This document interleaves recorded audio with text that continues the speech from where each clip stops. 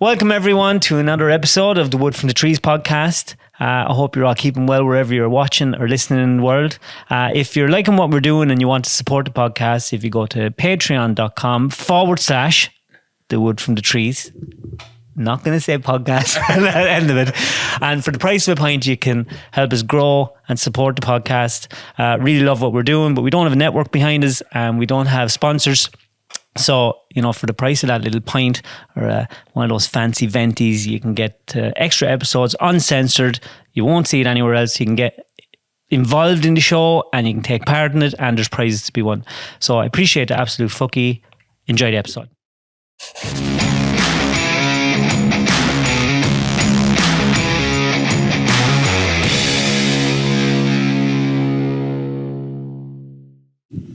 Donal Byrne, BRB Homes. David Cuddy, how's your bag? The Mayo man. Yeah. What time is it? 5:30. And you were up since what? 5:30. 5:30, same as myself. Yeah, great time of the morning to be up. Isn't it hard, isn't it? To be a working man. It is not. Only one of us making money. That's you. Look, €700 shirt here on him. You want to see this place, folks. You want to fucking see it. Like, Today FM having this set up. Nah, fuck Today FM. Sure, Today FM are fucking shower wankers. Jesus, some setup. Look at this. And coming inside, I thought you were winding me up, and a church outside, and all the bad language you use in here. I know, and this was Borders. So you can feel the essence of all the women giving out. Many young buck got fiddled with in here, so. I wouldn't think there was many. No, convent. Oh, it was women. All right, different. So different. Yeah, different. Exactly. You didn't take a coffee. I don't want you thinking that I didn't fucking look after you now. No, not at all. Look, it's a service, folks. Sure, he wanted to make dinner for me and everything. Cans a monster. Donald brought me in all these fancy things, BRB mugs. Who do you get that stuff off? Not clue. The girls in the office get it somewhere, and it's magically put into a hamper. And what does everyone that gets a new house off you get one of them? Correct, but you see, I know that you need a house. I know it's coming down the track, so I'm planting. Is this a sales pitch? This is the fucking sales pitch. This is a sales pitch. Yeah. Well, for anyone that hasn't listened to Alan Clark, you and Alan Clark are best buds. We're the new Antigen deck. Yeah, you're the new Antigen deck. You're going to be taking over all the Saturday night programme from now on. And but for anyone that doesn't know, we'll just give a quick boom down memory lane. Right. Mayo man. Correct. Where are you from? Village called Ahamore, right beside the village of Knock, where the Virgin Mary appeared. Have you ever seen the Virgin Mary? No, I didn't. No, never spotted her. Did you believe it for years? When we were younger, yeah, and then I became an adult and learned how the real world worked. No virgins. No. In Ahamore, anyway. Well, there's a few. I won't go tearing them all down there. What was that saying? I went to mass down there one time, and the priest said, I love being down here in Ahamore, and like that saying goes, no man ever left here hungry or horny. You were at mass in Ahamore? Yeah. Well, now, I'd like to know the priest. The priest we have now wouldn't say it, I'll tell you. I was back in the day. Big family? No, myself and my brother, mother and father. I'm the eldest of two. Just two? Yeah, just the two of us. And are we close? Very close. And he went off and joined the army now, and we haven't seen him since. Really? No, we would got on mighty, and he's as wild as I am, especially when you give him whiskey, and he plays the guitar. So we love singing and music in our family, and we used to do a mystery tour every May bank holiday and October bank holiday, and we'd all disappear in a bus and huge sing song. And he joined the cadets then, and he became an officer, and he went to the Lebanon and lots of different places, and he's married now in Trim, and we're going to his child's christening at the weekend. Very good. Did he ever kill anyone? Didn't ask him that now. Good question. I doubt it's the same fella. He'd shoot himself, I'd say. Are you saying he's a pussy? Well, I'm not, but I don't think he'd have the balls to kill anyone now. I'd be different. You will be different. I held up with a gun before. Did you? I did it on a citizen's arrest in Ahamore about 12 years ago. Talk to me. So our house is on the hill overlooking the football pitch, and the local lads of the FOS scheme said to me when I was coming home in the evening, will you keep an eye out? There was a van round today. The dodgy cousins looking in the window here, the clubhouse, keep an eye on it. So I was going to bed maybe around 10:30, 11 o'clock, and I looked out the spare bedroom window and I could see two lads with hoods, shooting into the clubhouse. So Marion was in her PJs. I said, stand at the window, stay on the phone to me. And down I went with the under and over. And the two boys seen the van coming. They ran across the field. I came back out from the clubhouse onto the road. They jumped out on the road and I pulled the handbrake up and I held them up fucking at Guy the side Ritchie of the road. This Guy Ritchie shit. So I don't know how we're talking about this already. Could you? I just wondering. There's something in the fucking ear in here. Truth syrup. So, and it was Marion was still on the phone, but it went dead whenever I pulled up the handbrake. So there was an old school blocking where I was parked, so she couldn't see me, but she could hear me roaring at the two of them. Get up and get in the van. So she rang Swinford Guard Station, but I was also ringing the guards. So I was on the phone and they could hear the whole lot. Did you tell the guard you were trying to arrest them? Or? I just said, oh, look, I have two robbers here with them held at the side of the road. And she Were they been aggressive to you? No, the two of them with their hands up, they were shit themselves.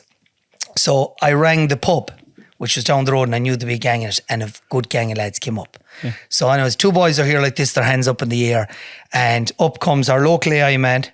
The local AI man? AI man, he was one of the bucks of the pub.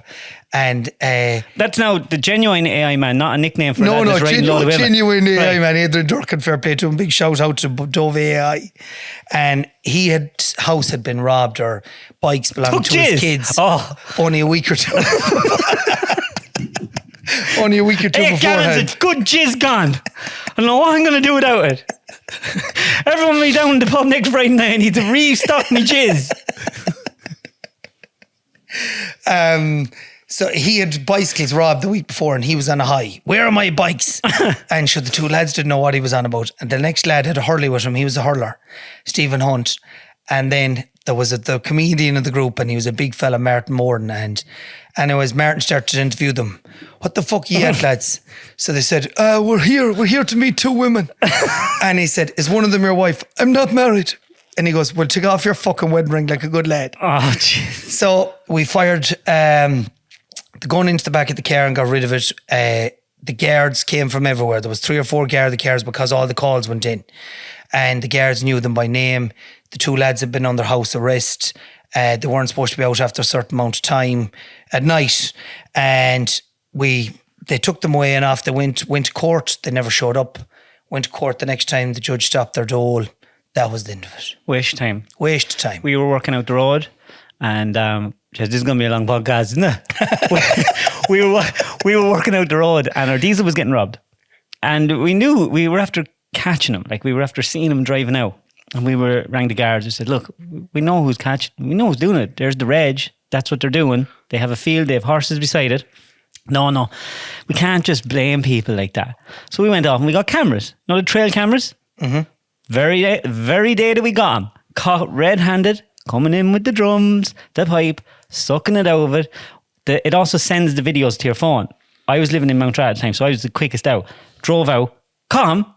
I mean, no, they were gonna bait me. They were gonna murder me. Move out of the way, or we'll bait this shit out of you. Then Greg and them came. Thank fuck, because I'm a pussy.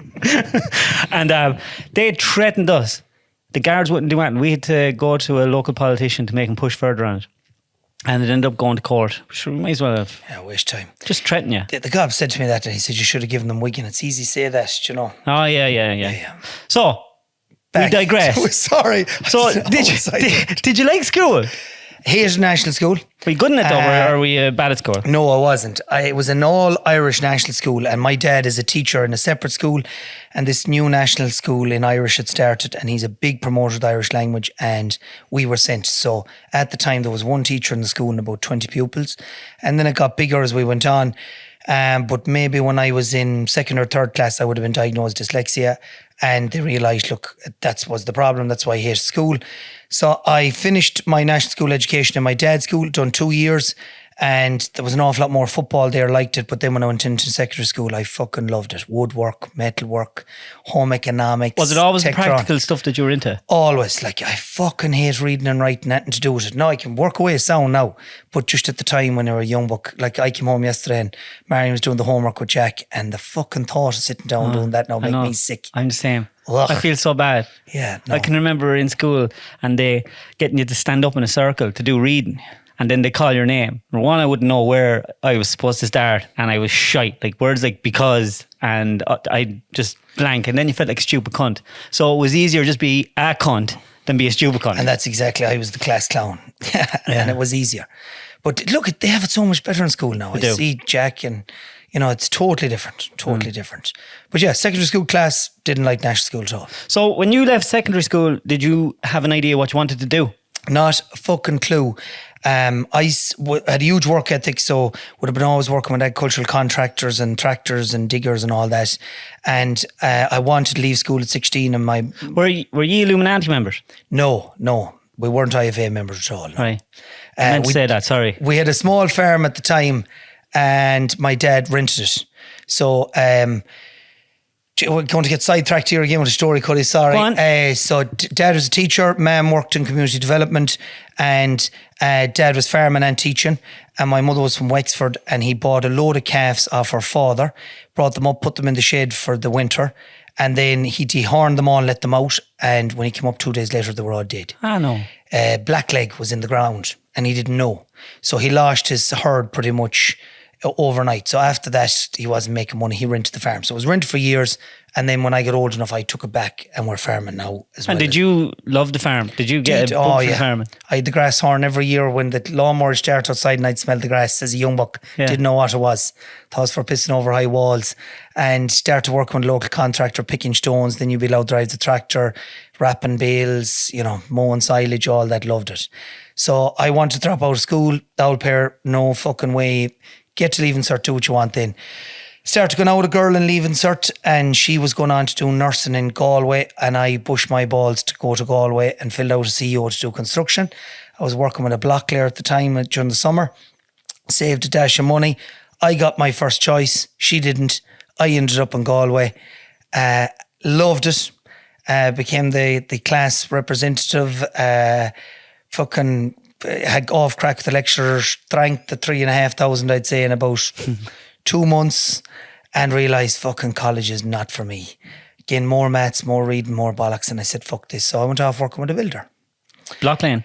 No, he was doing, he'd take on a full build, like extensions, big houses. So you were getting roofing, a little bit of everything? Little bit of everything, but a lot of carpentry, a lot of roofing, and that's what I loved. Was the carpentry what you preferred? Yeah, loved timber, loved it. I bought a chop saw, I think, on my third paycheck, and had it in the boot. I had a Volkswagen Polo with a boot. You know, them ones that look cooked, but it said alloys on it, and I had a chop saw in the back of it and all the tools and the bits. Was she a 5-speed or 4-speed? She was a 5. Jesus, no, she was a 5-speed. There was two of them. There was a 4-speed and the 5-speed buys with money. Yeah, well, I was out. I didn't give a lot for it, $2,000 maybe. Yeah, I remember I bought it off Jerry Coyne. The insurance was more than the fucking car. Yeah, that was about the size of it back then. Citroen Zara van, and I used to have tools in that. And anyways. How long did you stay with him? I stayed with Paddy 2.5, 3 years. He was turning down work flat out. The boom was coming. And I had saw that he was turning down work, and I had said to him, look, would you mind if I took on a few small jobs? When you say the small jobs, like Nixers? Yeah, like small extensions, fucking conservatories, stuff like that. And I started doing them, and I started a company called Killeen Construction. So Killeen is where my house is in Ahamore. It's like a little townland. And done all them, everything was going sound. Anyone with you? No, I'd bring in lads as I needed them, mainly on my own. But they wanted to be like the big lads. The boom was coming, and diggers and jeeps, and I got all that and started doing bigger jobs, and the economy went arseways, and I had applied for planning permission for 3 houses. Mayo County Council turned it down, went to Board Planola, and by the time I got it across the line, the fucking crash had come, and I'd started the first house and I ended up finishing it, and that's my own house where I live now. Oh, right. But the banks just took the rug out from under you. Look, it went from loads and loads of work, and you know, we were up and down to Dublin. There was work everywhere, and then no work, and a lot of people hit for Australia and everywhere, and I debated it. But I had built my house and I had a mortgage, and luckily it was a tracker mortgage, so it wasn't mad money. Had you a woman at the time? I hadn't. No. You were also one of the most eligible bachelors around the place. I don't know about that. I moved in, we'll say June, and my birthday is July. And I met, no, did I move in June? So I was in the house a year, sorry. I moved in when I was 20. I moved in June, my birthday is July, and the following March I met Marion, who's now my wife. And there's been no other woman in the house. And before she called up first time, you were there like, come on lads, we have to get rid of this pleasure room. I'll tell you one good story. When she did call up first, she had a silver Volkswagen Polo. And I had kept all quiet because, you don't need your mother knowing your business, and they only lived down the road, my parents. So Mam came up, we were having the stations. My auntie, Mary O'Loughlin, Lord have mercy on her, said to me, when you move into your new house, you have to have the stations. And do you know what the stations are? Is it someone saying the rosary in the house? No, it's not. So, well, sorry. Yes, there's a mass involved, but the priest would come from house to house. There'd be a mass in the house. All the neighbours would come. There'd be tea, sandwiches, and everyone would get steamed, and there'd be great sing-songs. And it was a great tradition. And I remember her stations and all our neighbour stations. But as we got older, the station stopped. So she said, please do me one favour. When you build your house, you'll have the stations. So I had the house sort of half finished and it was nearly there. And she goes, I've talked to the priest. The stations are happening. So anyways, this was big stuff. Now, no gardens done. And it was like years ago, you'd have to whitewash the fucking house. So there was a big cleaning frenzy on. So I had met Marion and we'd been out a few nights and she was back. Anyways, we had been out this Friday night. We're lying in bed. Next thing, I can fucking hear the doors going. It's my old lady. She's wants to go cleaning for the stations. Oh, fuck yeah. And who's the silver car? And I had ran out. So I don't know, did she ring me? Anyways, I stopped her coming up the driveway. And I was moving topsoil. It's coming back to me now. Sorry, it's coming back to me. I had a huge heap of topsoil beside the house. And Mick Hunt, a friend of mine, was coming with the truck. Mick what? Mick Hunt. Yes, his daughter got married the weekend. He's a real man. Big shout out to Mick Hunt. What's his daughter's name? Stop, you cunt. Kira, Toaster. I'm just saying. Go ahead. So we're loading topsoil into Mick's truck and the old lady starts coming up the driveway. Now it's come back to me. And I was there. Oh, she's here to go cleaning for the stations. But Marion was inside in bed. And I panicked. And I jumped out and said, it's all right. There's a cleaner in there. And she goes, is that who the car is? Yeah, I said, I got a Polish cleaner. So for 2 weeks, poor old Marion was known as the Polish cleaner. Did she have upon an accent? No, she didn't. They became great friends and they all met at the stations and the party went off and they became great friends and we should bring back the stations. I can't believe you've never had them up here. Never had the stations. Oh, great fucking Now, nice. after this goes out now, my mother will say to me, she'll come down to the house and she'll go, how fucking dare you say that? We did have the stations. And I'll have forgot or something. So I don't know. Maybe. So we're doing that. You moved into your house. Moved into the house. Things had slowed down. Things had slowed down. I was doing odd jobs in bollocks and an opportunity came up driving a milk van for Glambia. And I took that and I was delivering to Tesco's and Dunn's and all that crack. Became great friends with the storemen and the people in the shops. Loved it. Was very happy. And I was still doing Nixers, we'll say, on the side. And this weekend I was up fencing for Marion's father and I was listening to the local radio station Midwest and they advertised this barn dance that was happening in Ball in a slashed house. Your man was on plugging it and I said, fuck, I'm going to go to this for the crack. So went to the barn dance with a good friend of mine, Jerry Burke. And Marion and a gang of us went and it was class. They did all ply down, they had a band, they had a bar.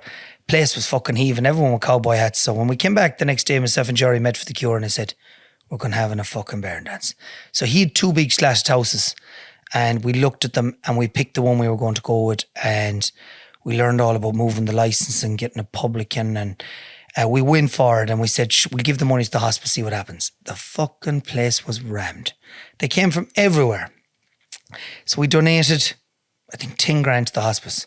And the second year then we expanded it because it was so big and we realised, learning the licensing laws, that, we were going to put on a marquee and put the bar into the marquee and the solicitor said you can't because there's a liquor licensing law here that says you can't. You'll have to put the bar in the shed, permanent structure, and put the stage or whatever in the marquee. So that was always in the back of my head, right, this licensing law thing. And huge success again. And the publican that came aboard this time donated all the money. Jesus. So we got 40,000 to the hospice.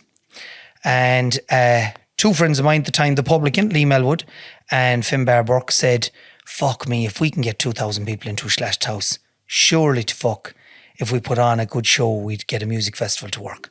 Sort of like a small electric picnic. Yeah. So we came up with this idea that we'd have Westfest. And we formed a company called Ebb Festivals, Elwood, Byrne and Burke. And we Decided we'd have it in the village of Hamore, but we couldn't put it in a slashed house, but we needed a roof because the weather is so shite. Outdoor stages wouldn't work. We brought in a huge big top tent from the UK, from AJ Big Tops. And we started to book music, and we had the Coronas, Ryan Sheridan, Damien Dempsey, Imelda May, loads and loads of acts. And tickets went on sale. And they were going well, and we hadn't announced Imelda May. We were sort of keeping her for the second stage of it. And then we were coming to announce her, and the day before, a theatre up the road announced her for the night before us. Fuck off. Yeah, after us paying a stupid deposit, like And did she 15 not, or 20 their grand. manager not tell you that? He didn't, no, and he wouldn't answer telephone or anything afterwards. And so the Corona's night ticket sales were going class, but her night was going shite. So we knew going into it, like you had that butterflies in your stomach, that you needed people to show up in the day, and we were pushing it and pushing it. The setup happened, the build, it was class, like small electric picnic, fucking tents everywhere, and food trailers and fencing, and we had a big backlash from the community, and we'd have community meetings on road closures, and they were concerned about drugs and would the guards be involved, and we had the guards on board, and that took a good bit of the buzz out of it. There was a lot of fucking fighting over that, which was madness. Did they blame you? Well, look, we had a meeting and we addressed it. What's to blame? Like, what we were bringing was a festival. If you don't want it, you don't want it. But we have a festival license, and we had ticked all the things, and we had guards and security, and so it happened, and it came off without any problems. No arrests. Everything was excellent. We had a great relationship with the guards. They were brilliant. But Imelda May's night was a fucking flop. Did you get to say to her? No, and I don't want to be fucking repeating myself for anyone that's listening to Clark's podcast, but she played puck when she arrived. So we were keeping everyone in the Park Hotel, which is in Kilshaw, and Connolly Audi had given us a load of cars to ferry acts back and over. Yeah. So we allowed lads employed driving them back and over, and she didn't want to come in an Audi. She wanted a Range Rover. Fuck off. Swear to God. And in her rider, which is a list you get from a band, there was... I have one myself.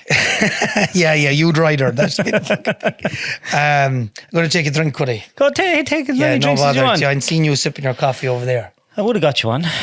But you were a bit awkward. So in her rider, there was a list of stupid things like, bottles of certain port, Chubba lollipops, vegan... vegetarian dish. Anyways, we did all sorted. Couldn't get the Range Rover, but a mate of mine had a helicopter in Kilshaw, Declan Foley and Joe Welsh. So Declan said he had been over during the week watching the bill, taking pictures of the chopper, and he said, I'll pick her.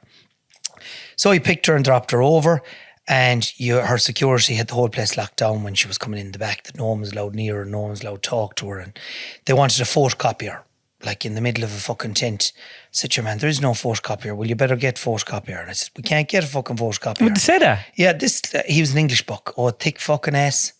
Anyway, she went on stage, done her thing, straight back into the car. They were ready. The minute she came off the stage, door of the car open, gone. So no hello to anyone. So went into the dressing rooms. They'd taken the lot. The rider, all the drink, the whole fucking lot. So the Park Hotel rang me the next day and they said, most of your stuff is here in their rooms. They didn't use it, just to let you know. So we went back and took it and whatever. But it put an awful fucking taste. I would love to have went, Imelda, with all due respect, and I do mean with all due respect, you're a cunt. Yeah, but it just...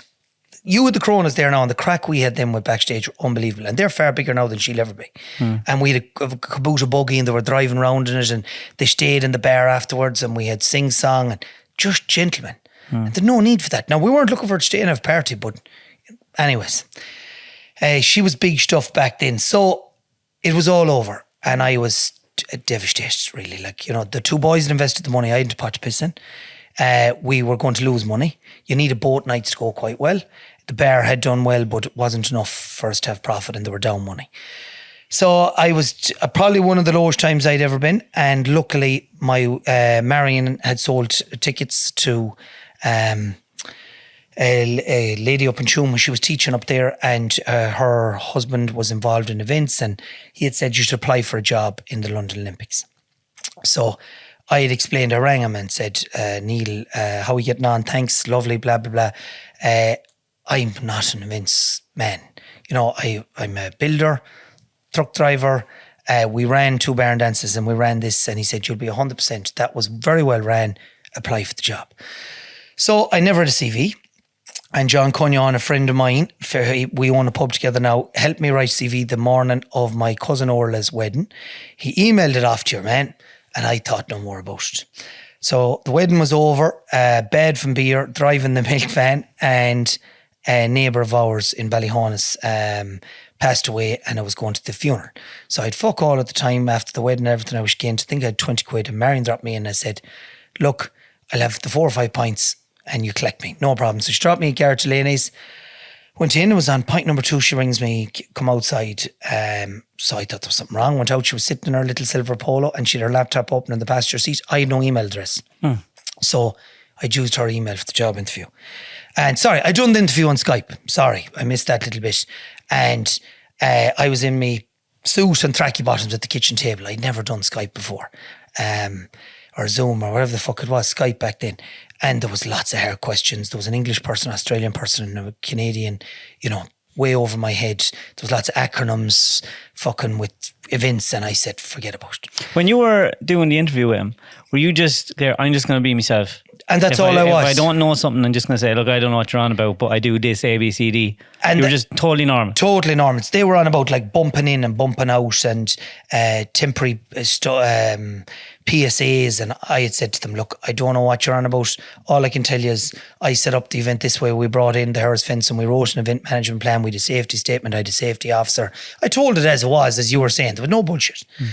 So anyways, in the pub, she comes out, laptop is there in the car, and she's fucking crying. I said, what's wrong? She goes, you got the job.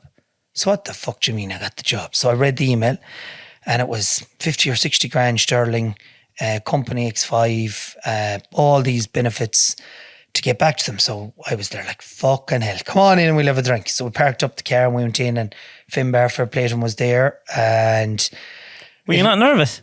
I wasn't then, I suppose, because I had a few pints of me. I was there, I'd be sound. But once I sobered up, I was there, oh, for fuck's sake. Like living in London, you know, they're going to fucking run. Did she come with you? So we went over, I handed my notice to the fella I was with. We went over on a Sunday. I was starting on the Monday. Her cousins lived over there. Fair fucking place to them. And they picked us up at the airport, Sean and Sarah, Fanny Ann. And they brought us to the tube station and showed us how the Oyster card worked and how the tube worked. And Canary Wharf is where the office was.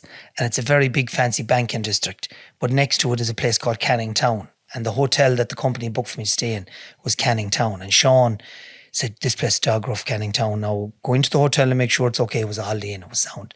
But like, that's how fucking green we were. So, went in the next morning, like 22nd floor, 1 Churchill Place, Canary Wharf, glass elevators, marble everywhere, everyone suits and ties. Were you in a suit and tie?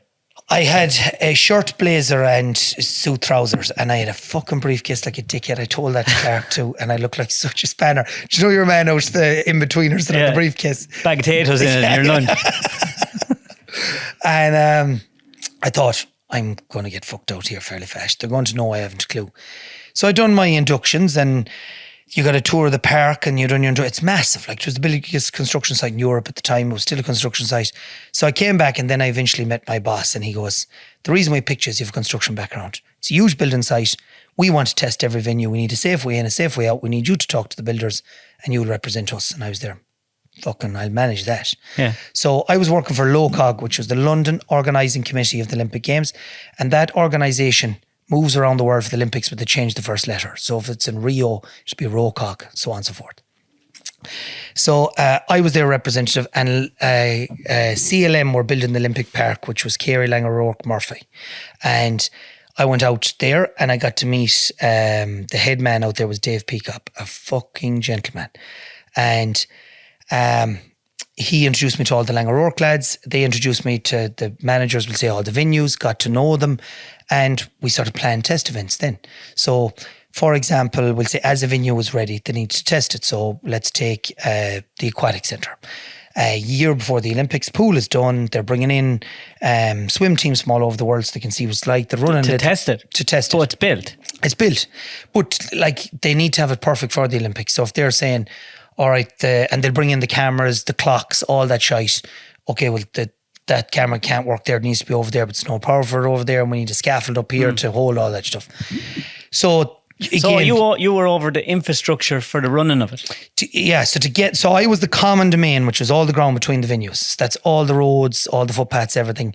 And because the venue might be finished, the rest of it was still a construction site. We had to get 3 kilometres of Harris fencing, all separate to get people down to it, buses maybe, Portaloos, marquees, shit like that. So we tested all the venues and it was going mighty. And then it was ready to be handed over for the Olympics. And I then transitioned into becoming, I became the common domain CD1 manager, which was the first zone as you came into the park. So all the airport security, that was in mine. So did it take long, were you, like after a week where you go, this is grand? Like? No, it probably took 2 or 3 weeks. So I hadn't the money to go home every week straight away, and you got paid monthly. So when I got paid, I lived over there for the first month. And did you ever any evening think, I can't do this? There was definitely the first 2 or 3 weeks, and I was running out of beans before the wages were paid, and sitting in meetings and it all going over your head. There could be 40 people in a meeting around huge tables, giving presentations on what their plan was here and plan was there. And lots of acronyms, PSA, VSA, POC, SOC, everything is brought down. So you have to learn all them, write down the ones you don't know, find out, look, what the fuck was POC, which is the Park Operations Centre. You know, what was he saying when he said that? But once I got into the construction side of it, every Saturday, Sunday, I go in and spend all weekend driving around and seeing how far I could get past security and learning the buildings. And within a fucking month, I had it like the back of my hand. And I got to know everyone because it was very personable, and feedback, and read all the stuff they had given me on what was up and coming, and fucking sound. 6 weeks then, I block booked flights for a whole year at $19.99 with Aer Lingus in and out of Knock. And I would leave Saturday morning, I'd be in Knock for 7 a.m, leave Stansted, Marion would pick me up, weekend at home, back Monday morning, and I'd be in the office for 10 o'clock. And it was a fucking gift. So I was home every weekend. So one of the jobs I was given at the time was to source the outdoor furniture for the park. And they had run into lots of problems with sorts and stuff, teddy bears. They did a shop out the front and it had Olympic logos on the teddy bears. And when some journalist bought one, traced it back to where it was made, seen that a fucking child labour was involved in China, got the Olympics into a whole load of bother. So now when you had to buy furniture, if a piece of timber was used and that tree was cut down, another tree had to be planted. And you had to have all this certification, no nuts, bolts come from China, everything had to be sustainably sourced. That company didn't exist in the UK. And the costs that were coming in were fucking astronomical. So when I was back one weekend, I was saying to the 2 lads, Liam and Finbar, "Jeez lads, there's a fucking opportunity here." I said, "But sure, we don't make furniture." I said, "Find someone in Ireland that meets the criteria and fucking go and chat to them." So the 2 boys hit off, and they went to Clogher in County Tyrone, and they met a fellow who introduced them to Ellie Haslett, who I do business with to this day, who are a huge timber merchant, Stephen Primrose, an absolute gentleman, and he had all the stuff there. They built a website, done brochures, they tendered for it, they won the contract, and we shipped arctics and arctics of outdoor furniture from Ireland to the Olympic Park. So again, it was very new and scary for them. I had it all set up. My brother-in-law, Brian Cunningham Transport, brought over all the loads. And I remember, like, getting in the front gate isn't simple now.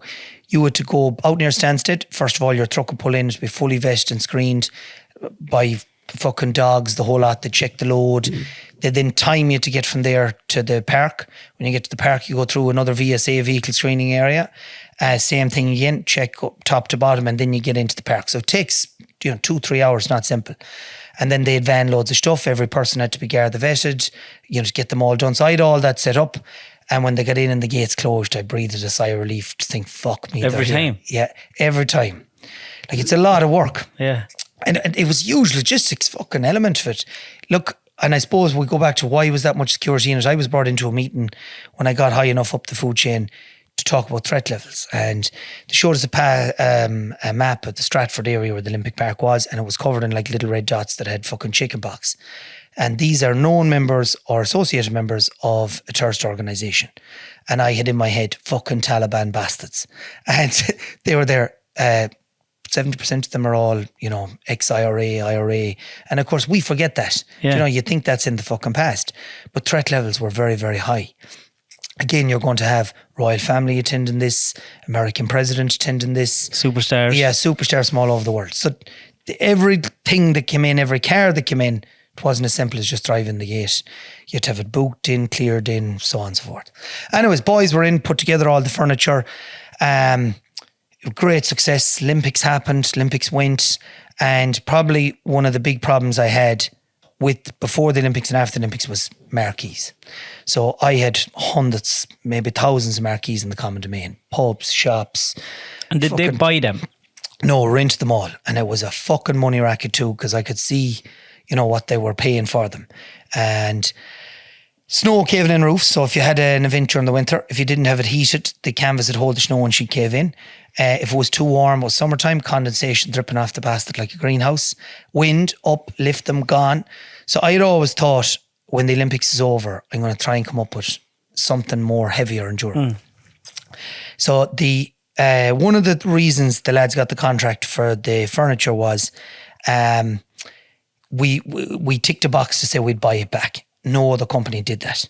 Now, you didn't have to offer a huge amount of money, but it was a green incentive to say that we wouldn't be left with these, they'd be gone. And at the start, they said, no, we're going bringing them to the Commonwealth Games in Glasgow. And there was no need to buy them back. And I was there, fucking lovely, sail out of here, done. But that deal fell through and they went back to the lads. Sorry, I'll grab another drink. So they went back to the lads, will you buy them back? And I wasn't aware that was happening. The lads contacted me and I said, fuck them, leave them there. Too much hassle. And they were saying, geez, we could resell them and reuse them and, it'll be worth it. And they were right, like when they done the maths, they were the businessmen, not me. So back they came, disassembled them all, put them on trucks back to Ireland, and they rented a big warehouse in Ballandream, put them into storage. So I was at home for a wedding, met them, one load left. It's coming Monday, Tuesday, had a pints with them. You have to remember, these men had lost a ball of money. They'd now made their money back. We had money, we were ready to invest. The plan was to come home and the three of us go into business together. Had you an idea what, the marquee thing? Yeah, well, it was now the Big Red Barn, but an alternative to a marquee. So I told them my idea, and like Liam was the funniest of the two of them. He would always be laughing, shaking his head like, Byrne, you're an off cunt for your header. Like, but he was on for no matter what, he'd go for it. Is your job finished now at this time? Yeah, no, I'm still, I was one of the last to be laid off because I handed the park back to the legacy company. Okay. Again, because all the logistics in the middle. So everybody who was running the stadium and everything was gone home. All the events people were gone home, and there was a few of us left. Were you looking forward to it being over? I wasn't. I suppose I was because I was tired, but when the buzz was over, I was drained thinking, fuck, I have to go back to Ireland. Do something. Where no one knows me as what I was here. I was a milkman driving a fucking van. Over here, I was a manager. I had a lot of staff under me. People took me serious. Kind of a big deal, like. It was, like, and I was in meeting, people would sit up and listen to what has to be said. If you're at home, you're the usual local bollocks. So I suppose I was disgusted thinking, and I applied for some jobs in London with the legacy company and tried to maybe get, managing one of the venues. But again, I wouldn't have had them qualifications. So back for a wedding. Wedding is mighty. Martin, the man who said to you with the wedding ring, you take off your fucking ring if you're not married, his wedding. And back to London on the Tuesday, went to work, came home from work, just making the dinner, phone rings, Finbar, there'd been an accident unloading the last load of furniture. And I said, right. And he goes, Liam is hurt. And I was sort of thinking, not too bad. And he said, it's worse than that. Liam has passed away. And I fucking fell into bits. And I said, how the fuck do you mean? He said, I explain to you when you get home, get home.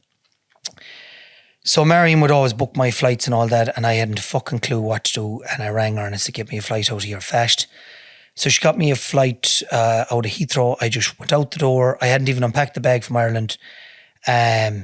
Left the bag, jumped straight into the taxi, got to Heathrow, just made the flight. 2 or 3 whiskies in the flight, trying to steady my nerves. Met with Colin Coyne and Leo Forkin in the airport when I got home. 2 good friends of mine drove down. They didn't know a lot of the stories. Got to the house and Finbar was there and he was telling me that, look, Liam fell from a height of where this stuff was loaded, and he got up, the ambulance came, he was sound, sort of in pain, and the ambulance pulled up down the road, he came into distress and died of internal bleeding. And I was there, well, that's it, fuck now, like best friend, he was going to be my groomsman, I proposed to marry him that Christmas, and fuck the business, fuck everything now, I forget about it. So when the funeral was over, back to England, I put the head down and stayed very quiet. There wasn't a lot happening over there, went to the cinema an awful lot, went to the gym. I got back running, and when I started running, I got back into a better place and sort of decided that fuck, we better continue on with the plan, and Liam would have wanted that. So I rang Finbar, and when I came home we met, and Finbar said I'm in. So I had all the concepts and all the drawings, and I went to a steel manufacturer in Ireland and asked him to make it for me, and he did, a fella in Roscommon. And I went to the family, Liam's family, and asked them would they mind if I did a fundraiser in memory of him. It'd be the first night out for this, and they originally said no, and then they came back a few weeks later and said yes. So the Big Red Barn's first day out was in their car park of their pub in memory of him, and I think we gave 36 or 7,000 to the hospice. That was cool. So after that, we done one or two events. It was at the Ploughing, and I decided to go on Dragon's Den. And went on Dragon's Den, and what I did was a bit of research before I went on who took the money and who didn't take the money. And anyone that took the money was disgusted because they had given away such a huge chunk of their business for a small amount of money. You're guaranteed 0 minutes to a max of 12 minutes, and it's with the company called Shinawin Television that run it, and you sign a contract, so it doesn't matter how long you're in there, they have the rights to whatever they want to fucking do, and however it comes out, and that's it. So I showed it to the solicitor, and he said, look, if you want to go on the fucking telly, you have to sign it. So we signed it, and I looked back through all the episodes. Who got the 12 minutes? So the people that got the 12 minutes were controversial, or it was good television. Good television. So the rules were, I think, if an offer was made and you disclose new information, the offer was withdrawn. So my plan was, if an offer was made, I disclose new information, and that'd be controversy. Were you, in your head, were you thinking, this is advertising, I don't care what goes on? Exactly. And I had spoke, Finbar and myself had talked, and we'd done one summer at the Barn, and it'd kill you, like the work was heavy. It's very physical. So were you doing it yourself? Yeah. So hire teleporter, 5 or 6 lads, the same lads that helped us put together the furniture. Doing it outside? Outside, yeah. And at the time, they were just sheds, were they? But it clicks together. No bolts. So it's the same system I put together the houses with now. So it's sort of a male-female system, one slots into the other. And how did it tighten then? There's no tighten. So I suppose you've left enough play. You have big box iron, piece of steel, another piece of box iron sits down into it. But you to walk up the ladders, put in all the roof timbers, you to physically handball up all the sheets, screw them down. So you would be fucked putting one up and taking it down. And Finbert said, look, this is too physical for me. And he had put in 20 grand. He said, look, if I got my 20 back, I'm happy to come out. And I said, fair enough. But we had nothing signed before Dragon's Den, so that was my plan. If there was an offer made, I'd disclose I bought out Finbar. So I was in there fucking a long time, near 2 hours, I think. Before they call you in? No. In there? So when you're not allowed into the room till it's your time. So you haven't met? No. But do they have the information? No. They have never met you. You've never met them. You're not allowed into the room. My brother and Marion went in and set up the pop-up, right, which had a big picture of the barn and whatever stuff I had. And they were able to come down and tell me the room is laid out this way or whatever. It's filmed in the Three Rocks, which is a pub out the far side of Dublin, pub restaurant upstairs. So I was there, make up all this shite in the morning. They'd be asking you questions. Were you nervous going in? Oh, shit myself. But I had hit the pool hard. Swimming is a great thing I do for relaxing for maybe a month before, and every morning, and I'd gone through my pitch, I knew it like a fucking poem. Because if you fucked up the pitch, you were shafted. So in I went, pitch went perfect. Silence for maybe a minute. Then the dragon started asking questions. So Gavin Duffy attacked me straight away, and he said, I've never heard of a marquee not getting a bar licence. And I had the law book with me, about this fucking thick, and I had the page marked, and I said, the Intoxicating Liquor Act of 1962 states that an occasional licence should not be granted beneath the canvas structure. Showed him the book. Fucking hell, I didn't know that. That was all edited out. But they showed your man saying that. So then we went into lots of patents and patents, and I had a trademark and all this shite, and how much money I wanted, and went way off. Now, one dragon, Barry O'Sullivan, took a shine into me, and he was sound, and he made an offer. So when he made the offer, his deal was that he would buy out my business, or sorry, it was 80 grand, I think, at the time. And he said, I'll tell you what I'll do. I'll give you the 80 grand, but what I'll do is I'm going to give you 10% back out of my 30%. So it'll leave you with 40 and me and your other business partner at 60, 30 each. And I said, I haven't bought out. That's new information. I'm out. So I left and felt good about it. Wasn't sure how it would work on the telly. Next thing, they won't tell you what's happening. They just said it's on next week. So it was the first episode of that series. It was on the ad. I was coming down the stairs. I'm out. All this crack. I got the full 12 minutes. And once the fucking thing aired, this is back in, 2013. Facebook or Instagram wasn't a big thing back then. Everyone was watching fucking RT that evening. And the phone was hopping the next day. Your phone? Hop. From people looking at it on Google or people you know? No. People who had seen it and said, fuck, I want to rent that. We have a huge country music festival and I want to. So we actually, Mount Rath was probably 2 or 3 years after. We'd done one a year. We used to do the ploughing championships. The country covered in barn. So we ordered a barn the next day. And that meant we had 2. So we had 2 going at the one time then. And we had a super summer. My brother-in-law, fair play to him, the fella at the trucks, Brian Cunningham, came on board as an investor. He said, look, I'll sign as a guarantor in the bank. We'll borrow the money. And when you have the money paid back, a sound, I'll pull out. And he put in 20 himself. Done that, paid him back the money. And it was fucking mighty. And away I went. And I suppose, look, it's morphed now into something totally different. Well, how did it morph? Like, how do you go from renting out like semi-sheds to building homes for people? And it was all events. So when the summer was over, you might get some Christmas markets. You might get Oktoberfest for the beer festival. You might get Paddy's Day. But bar them bits of work, we were at fuck all. So I wanted to try and make it that we'd have work all year round. So, because there's nothing worse than letting lads go and then not getting the same lads back. And how many had you?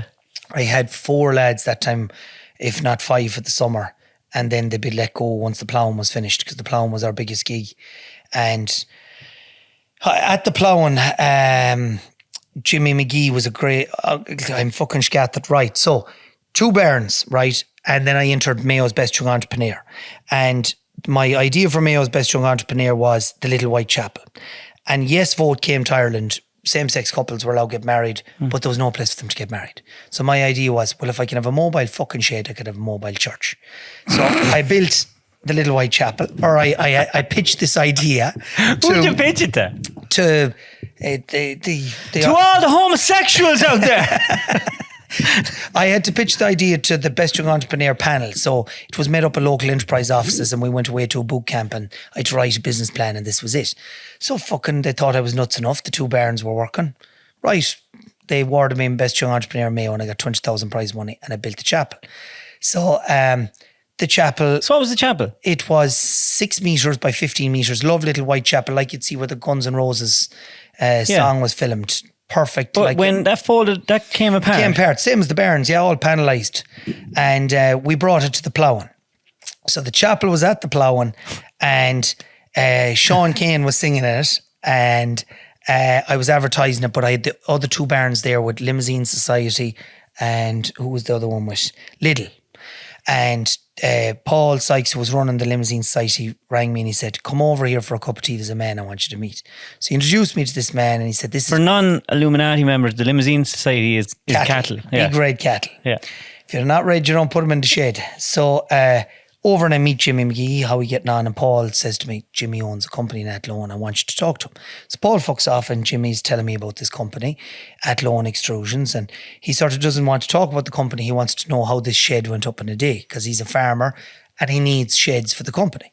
So I was explaining to him how it worked, and I said, I have this chapel across the way, and he was laughing at me. I've got to go over and see it. So he stood there thinking, fucking hell, you're nuts, like a mobile church. And he said, did you ever think about making houses? And I had said, look, I suppose you could make anything out of it, but I had to be a lot of fucking hassle and insulation and bollocks. And he goes, you should think about it.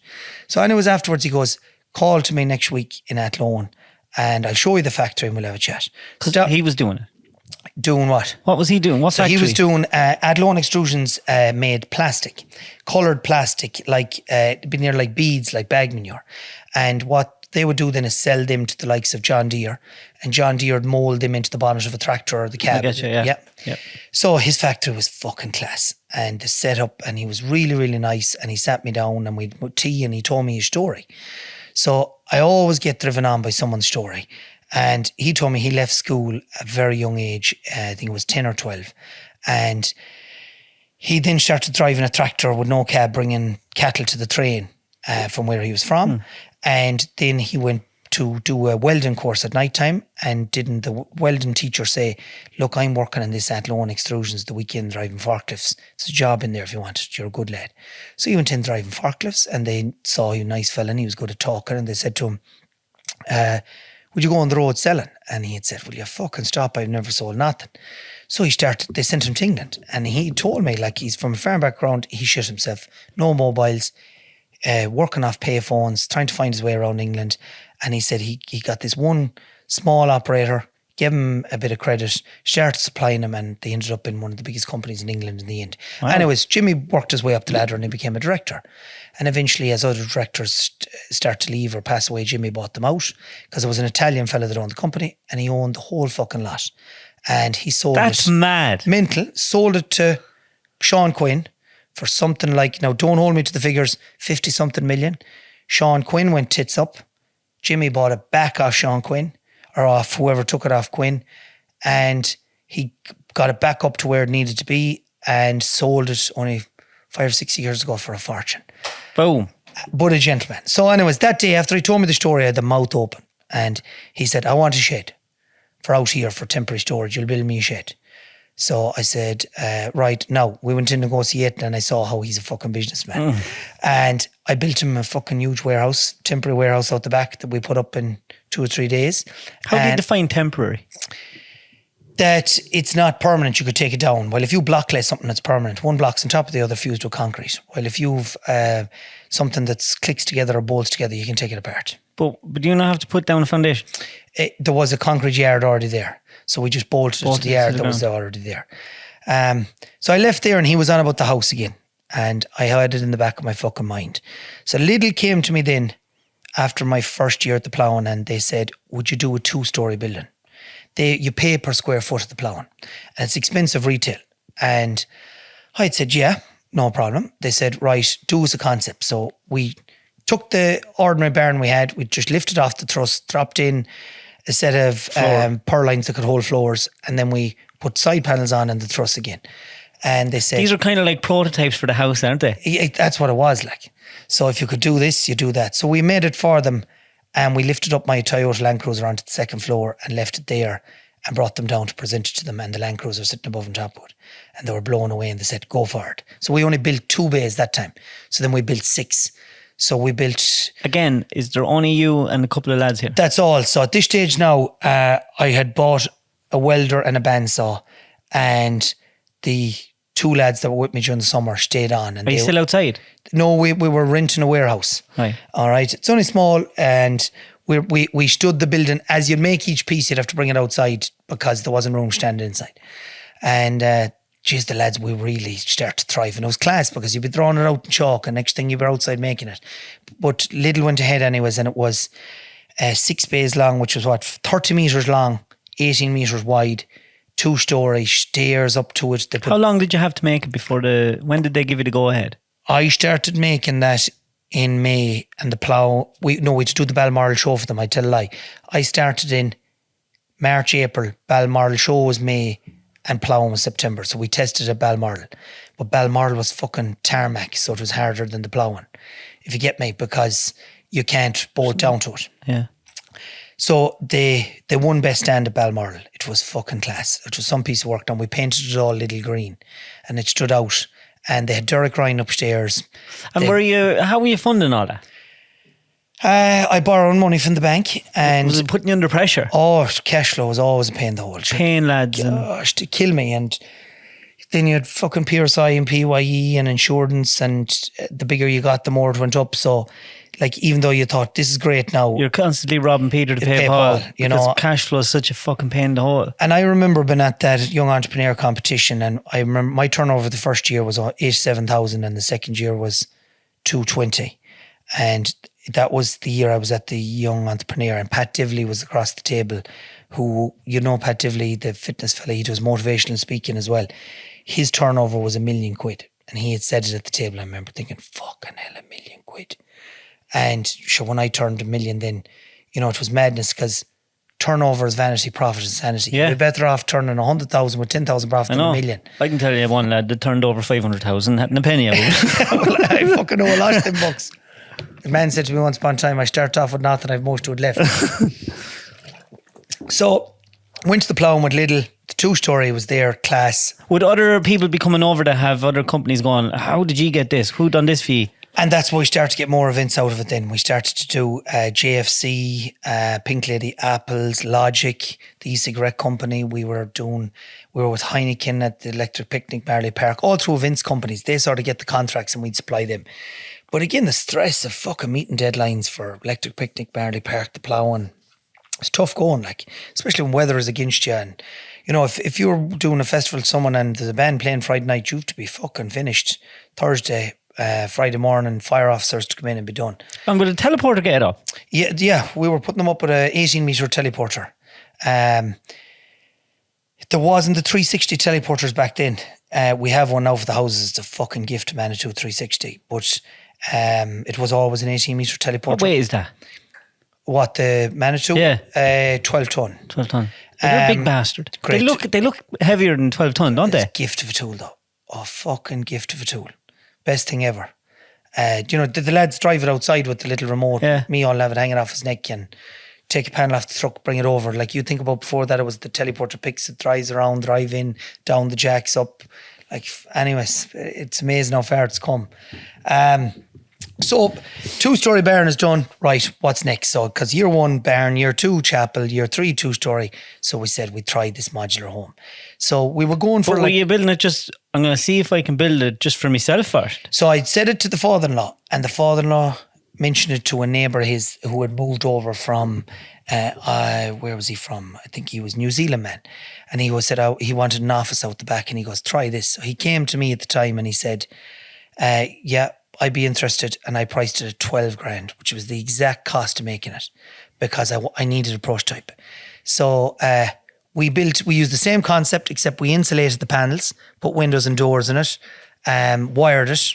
There was no plumbing in the first one. So does that mean that you had to go, right, I need an electrician now, and I need a plumber? We subbed it at the start. So we subbed it. We subbed the electrical work. Now we've all in-house, but once it was up, it looked cool. And when we we stood it in the day, and when we put it on Facebook, sure, it went fucking cracked. And I managed to persuade the next customer to allow me to bring it to the Ploughing Championships, and launched at the Ploughing, and I gave her, I think, 2,000 off. And all the stuff, the kitchen, everything was free.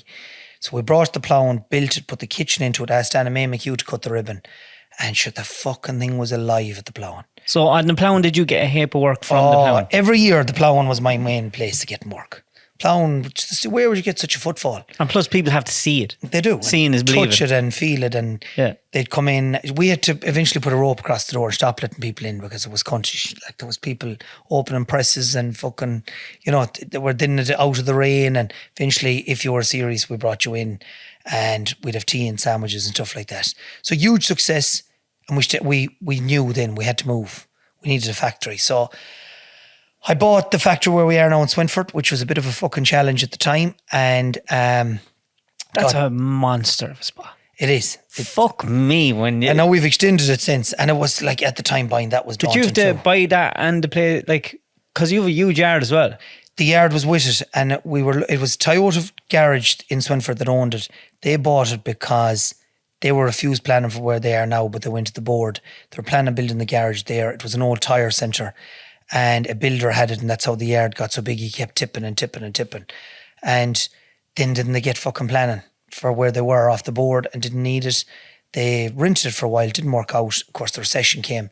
I went to him and done the deal, and it was the biggest deal I ever done in my life. And I shook his hand for 280,000, I think. I hadn't the fucking money. Paid him a deposit there and then. Went off then to try and get the Out of your cash flow. cash flow, which you shouldn't do. Went off to try and get the money. Sat with the bank, a lot of fighting back and over. They wouldn't give me the money. And fair play, my father put up the deeds of the land and gave me the money.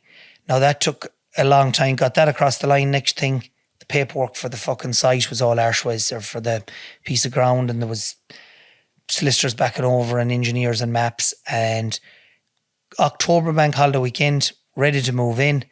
Went, met him on the Friday. Pat and his wife got the keys, opened the roller doors, made plans where we were putting all our stuff, delighted with ourselves. Came back on the Tuesday, hit the roller door, no power. Went to the next roller door, no fucking power. Went to the third roller door. What the fuck? Went to the fuse board, all trip switches down, put them all up, made no difference. Next thing, looked above the fuse board, all the top of the trunking taken off and every inch of fucking cable robbed. Fuck off. Oh, I swear to God, if there was ever a day a man felt like crying. So I rang Pat and the wife and they came down. And the final payment hadn't gone over to him. And I said, Pat, we've been cleaned. And back out, you could see where the window was broken. They kicked in the door and they spent the whole weekend then pulling out cable. Now, you saw the size of that place. Yeah. It took hours and hours. And for what they would have got for the scrap cable, like. So Pat went and got a price to rewired. I went and got a price to rewired. And I think it was coming in at 28,000. And I didn't have it. And I said to Pat, the deal is off, like, it's no good to me, not wired. I bought it fucking wired. Well, he said, I didn't rob it. I need this. So we decided we go halves. So I had just said, right, I'll come up with the fucking money. Let's just go for it. And the electrician went in and they rewired it and we knocked the walls and we started moving in. I suppose by the time we had it fully ready to rock and we were comfortable, we opened it the following March. And we were churning out houses good. Oh, we put up a show house. Houses? So, sorry, yes.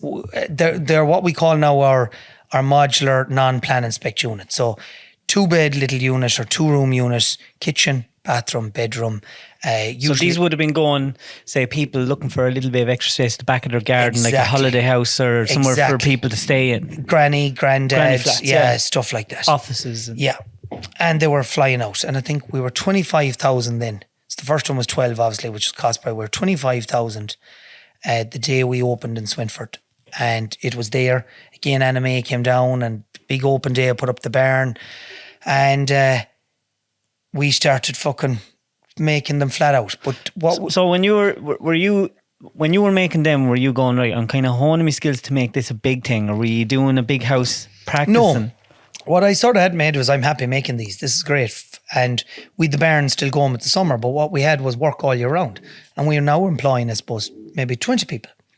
So it was fucking mighty. And there was 10 lads in the factory and there was 4 or 5 lads fitting and then there was 4 or 5 lads at the barn and everything was working great. And at that stage then, are you just like run off your feet doing what? Or are you I working? was a bit of everything. At that stage, like, I was still not fully in the office. I would go out putting up houses and I would have been very micromanaging that time, thinking, if I'm not there, it fucking won't go right.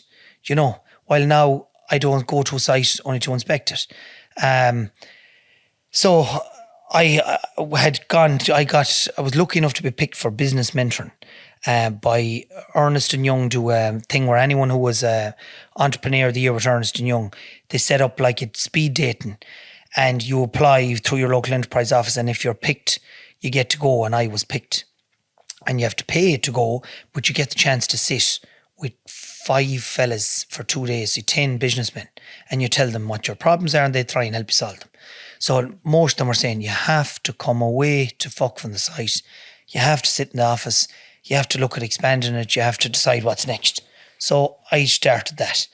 So what we were seeing from the customers was, we don't want a 2-bed house. We want a fucking house that we can live in permanently and that'll get planning.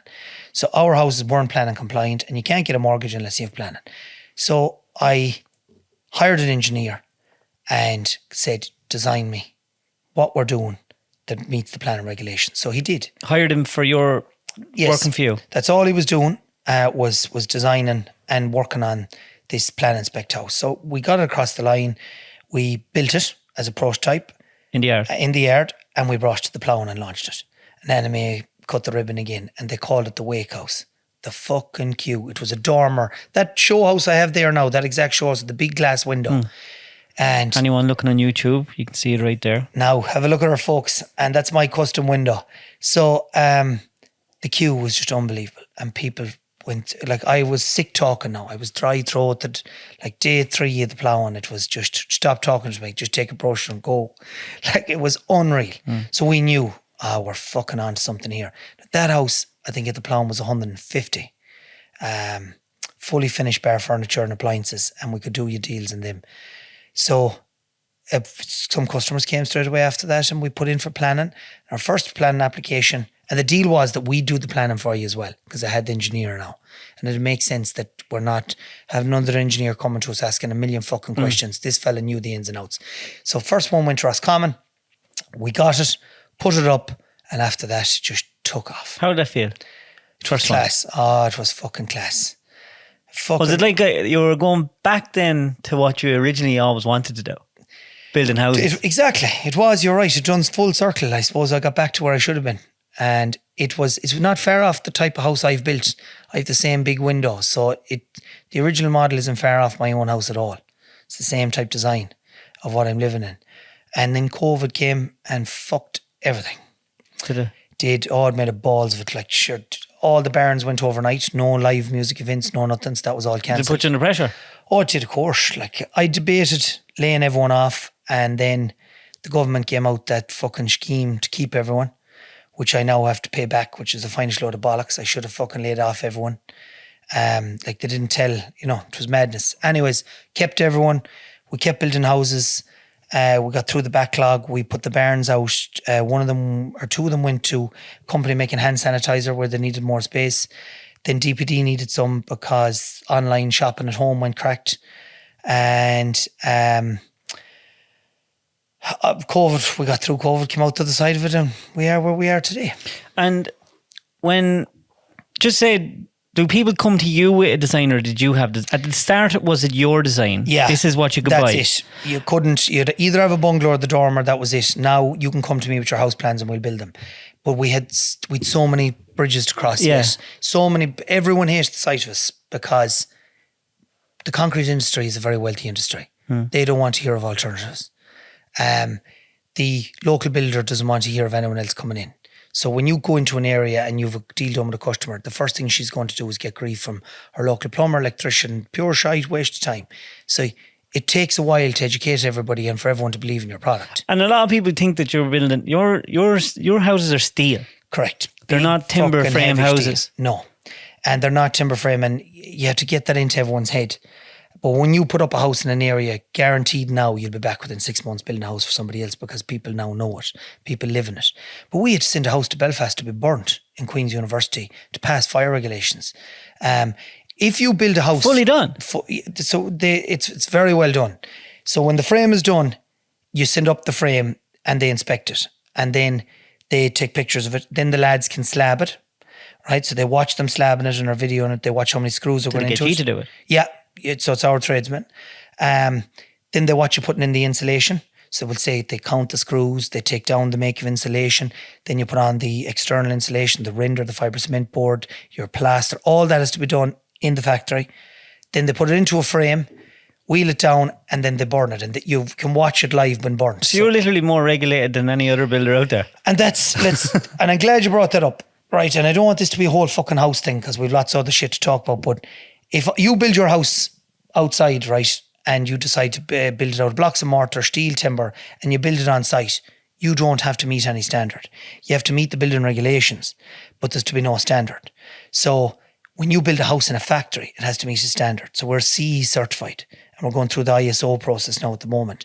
Because it's built in the factory, it has to meet a standard. So when you bring in a bale of steel from Thompson Butler for your house, it has to be CE certified Okay, there's the bail for that. When you cut the steel and put it in, if you have an offcut, you have to mark it. That can't go into anyone else's house. All the welders welding the steel have to do their welding exams and be certified. The welders have to be calibrated. And you're probably spot checked like everyone else. Yes. So it's very, very regulated. While you have a man outside block lane, it's pissing fucking rain and a gable falls down and half it is put back up, and that isn't regulated. Okay, an engineer comes off and signs it off when it's closed up. No one knows no fucking different. So we were definitely got the full colonoscopy from every engineer in the place because everyone thinks cowboys. And then you had other companies bringing in small Scandinavian timber log units, and they were given a bad product. They were swelling, they were contracting, they were causing a whole load of problems. That was up on social media, and people were saying, "Are you the same as them?" No, we're not. We give a warranty. You can come out and see it, no fucking problem. And we went through all them hoops, jumped from. So just say you're Johnny and Mary, and you have a site, and you have an idea of what house you want to build. You go to your architect, you get your house plans, and you go to Donal. Is it you just contact BRB, you hand the plans, and then you come back with a price? Yep, the guys in the office will price it. And that price is for? Everything except furniture, appliances, internal painting, and is it groundworks? No. Groundworks is separate because every site is different. You can't price, every site the same. But not the same type of groundworks, is it? Like No, it is the exact same as an iron blocked house, except it's not a step raft. It's one constant slab, septic tank, percolation area, stone, driveway, ESB ducting, water main. It's all the exact same. Right. So that's done. But what I encourage is local people to get the local fella to do that, and then we'll arrive. Yeah. And it keeps everyone happy. So that's done. We have the house made in the factory. We arrive. We stand it on the slab. They usually stand the frame in a week, roof it. Then we go in, we first fix wire, first fix plumb, slab, skim, second fix, out. Jesus. How long does it take roughly to build a house though? Last year was faster than this year with the fucking weather. It's been a killer because you can't render outside and slow roofing, but usually 12 to 16 weeks depending on the size of the house. How many houses have you built? We do 3 a week. 3 a week? Yeah, so we're in the hundreds. We've hundreds of houses out now. They're everywhere. What's the biggest? The biggest is the one I've on the floor at the moment, just under 3,000 square foot. It's a big house, fancy house. They came with their own designs, the planning got themselves. Real nice fancy house. Have you a favourite? Have I a favourite house? I have. We've this new Ballyshannon model, which is like 2 bungalows that are joined, but one half is living and one half is sleeping. That's all in, and it makes so much fucking sense that if there's a party going on up here, no one can hear it down there. Is that the same as what I'm after build? I'm trying to build. Did I see your plan? I sent it to you, you prick. Yeah. Oh, sorry. Who's building it? No, I'm building it, yeah. Exactly. We need to talk about that. So we'll take that offline. So you've hundreds of houses built. Yes. And what would you like to be doing? Like, would you like to be building like something massive? Would you like to be building like a mansion, or would you like to be building, or are you happy doing what you're doing now? No, I'm happy doing. I love to see a nice, small, affordable house and a couple with a huge smile moving into it, and I made it happen for them. Like, I used to get all horned up with fucking bucks wanting housing estates and multinationals. I have no interest in that at all, because the bigger the fucking fella with the suit and tie, the bigger bollocks he is, and the more chance he is of going shafting you. I like dealing with people. I'm a people person. I love going out on a site visit, meeting a couple. Look, we have a budget of this, and that we achieve it within the budget. That we're not coming back with hidden extras, and that they move into their house and have their kids there. And like, I had a great conversation today coming up the road. A customer of mine rang me, Ray O'Brien. He was the first biggest house we did. Sounds like a singer. Which was, it does. Sounds like a country singer. That lad with the watches. Yes. Fucking road, It is the lad with the watch. I'm going to go off on a little one, right? I'm just saying this now. I'm just putting it out there, right? You go on a cruise with Alan Clark. He collects you at 3 o'clock in the morning. Mm-hmm. And then your place gets robbed. I didn't realise till I landed in. Alan Clark is behind it. Do you reckon? Yeah. He that's all him. Jeez, he'd be small enough to put in a small window. He's a ton now, counting all the beer and all the whiskey and stuff. But that book doesn't drink whiskey. He'd have no interest. Does he not? He does he? I've never seen him drink spirits. Bottles of Corona. Yes, well, yeah, he does. Yeah. I love whiskey. Yeah, I'm the same as you. Anyway, Ray O'Brien. So, who's not a singer? Not a singer. Just take it. He rang today about something totally different, and we had a great chat. And you become friends, with these people. And his dad passed away a few weeks ago, and I was at the funeral, and his kids, and it's a family. At the end of the day, I'm not out for the quick sale and shaft someone.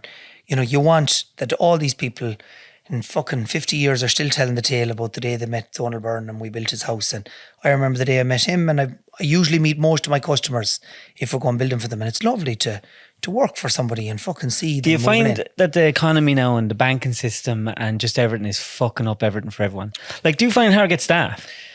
Staff, I'm not doing too bad with now. We'd done a big campaign with Clark that time, but the construction industry are laying off. So I'm picking up a lot of people who are sick to their whole of Dublin or are finding it hard to get work. Banking system, yes, is totally defunct. I have mortgages across the line now for couples at the start. That was very hard. The bank had in their head that... Can I ask another question? Yes. So, I don't know about your business, right? But with our business and every business now, you give a price for a house. They give in... So say someone says to you, I want to build this house. You go back into your office and you price it up.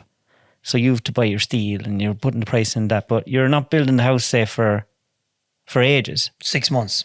Yeah. So how... Like, everything's going up all the time. So what you're doing is you're ordering the material. And the thing is... Like, do your prices change? Oh, they do monthly. So I've gone up, I'd say €1. So if you give a price to them, then in 6 months, does the price go up? But they have to pay a deposit. And that allows us to order the material. Okay. Yeah, all right. Yeah. And once the material is... Like, let's take this month, right? There's no structure in this fucking thing, by the way, Cuddy. We're gone all over the fucking shop. I don't do structure. Here. Okay, right. Well, right, if you're looking for structure, go back to Alan Clark, right? Okay, Jesus Christ, all fucking mighty. Insulation is getting 9% this month. Timber got 8 to 10% last month. Fuel got 4 cents a litre on Monday. Galvanising went up 4%. Like, it is ridiculous.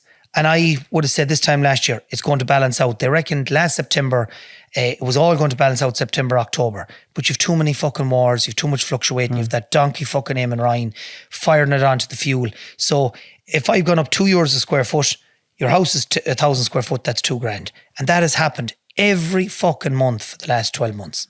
So 12 twos are 24, 24 grand in a 1,000 square foot house, 2,000 square foot house, 50 fucking grand. Like, it's fucking madness. And it's awful. That was simple. what you call quick maths, everyone. Yeah. Fucking quick maths. The government have caused this problem, right? And I don't want to go fucking rant and raving, but you started me. Let's take the Children's Hospital. Yeah. How much over budget has that gone? How in the fuck did that happen? At the moment, I got a contract today for a school I'm going to build in a Mayo. I priced it last September. The contract was only given back to me signed today. I'm honouring that price. They have to be in that classroom by next September. And I have signed on the dotted line with the Department of Education, which is a government body, that I'm going to do that. Could you tell me how a children's fucking hospital been built for the government isn't built on time, isn't built on fucking budget? Doesn't make sense. It's such a right. And that's not even half it. It hasn't even been fitted out. Look, it's madness. It's fucking madness. DVAT construction, I've spoken about this for first-time buyers. If they're self-building, they'll save 23%. If they're buying off me, they'll save 13.5%. So most couples are spending 400 to 300,000. That's a saving of fucking 70, 80 grand down to 50 grand. It's an awful ball of money. It's so simple. Just do that straight away. Stop this fucking around with planning. Are you from the area? Will you move away for a while? Like, that's absolute madness. 2 years trying to get planning hours. It's ridiculous. Go back. This is so fucking simple. Back in the 70s and 80s, the government brought out a book called Bungalow Bliss. It was in every fucking newsagents. You went in, you bought the book, you picked out your fucking bungalow. There was council mortgages, you fired in your application, you got a council mortgage and you had a bungalow house. The country was littered in bungalows. We all grew up in them and it solved it. That's how simple this is now. You see, what they do is the government chokes society with red tape. And it's on money for fucking quangos and fucking dickheads. David, if you look, our biggest export at the moment, what is it? Botox. Young fucking people. Botox, you fucking bollocks, yeah. That's why your lips... It's made in Cork. No, Viagra. It's made in Mayo, you bollocks. Is it? Botox is made in Mayo. Yeah, in Westport. Wow. That's why Mayo Westport has so much money. Oh, but they're going round there with lips that were blown into exhaust pipes. Everyone. Do you go to Westport much? Again, no structure. We're gone sidetracked again. Oh, but is that like, that's like the mecca of Mayo, like? It's the touristy town. Yeah, but if you want to go and get something nice to eat, a nice restaurant. No, I wouldn't go to Westport. Castlebar. No, I wouldn't. I go to Stonehouse in Ballinlaw. I go to Almaretto's Italian in Castlebar, or the Calais down in Kilshma. Right, now back to where we were. I don't know fucking where we were. You were talking about bastard politicians and money and VAT. I'm dizzy with you. Are you telling me you've never done a podcast like this before? No. Hey, how are you finding being a social media influencer? Good so far. The experience is mighty. Like yesterday, did you see yesterday's story? I did. That got such a reaction. Unbelievable.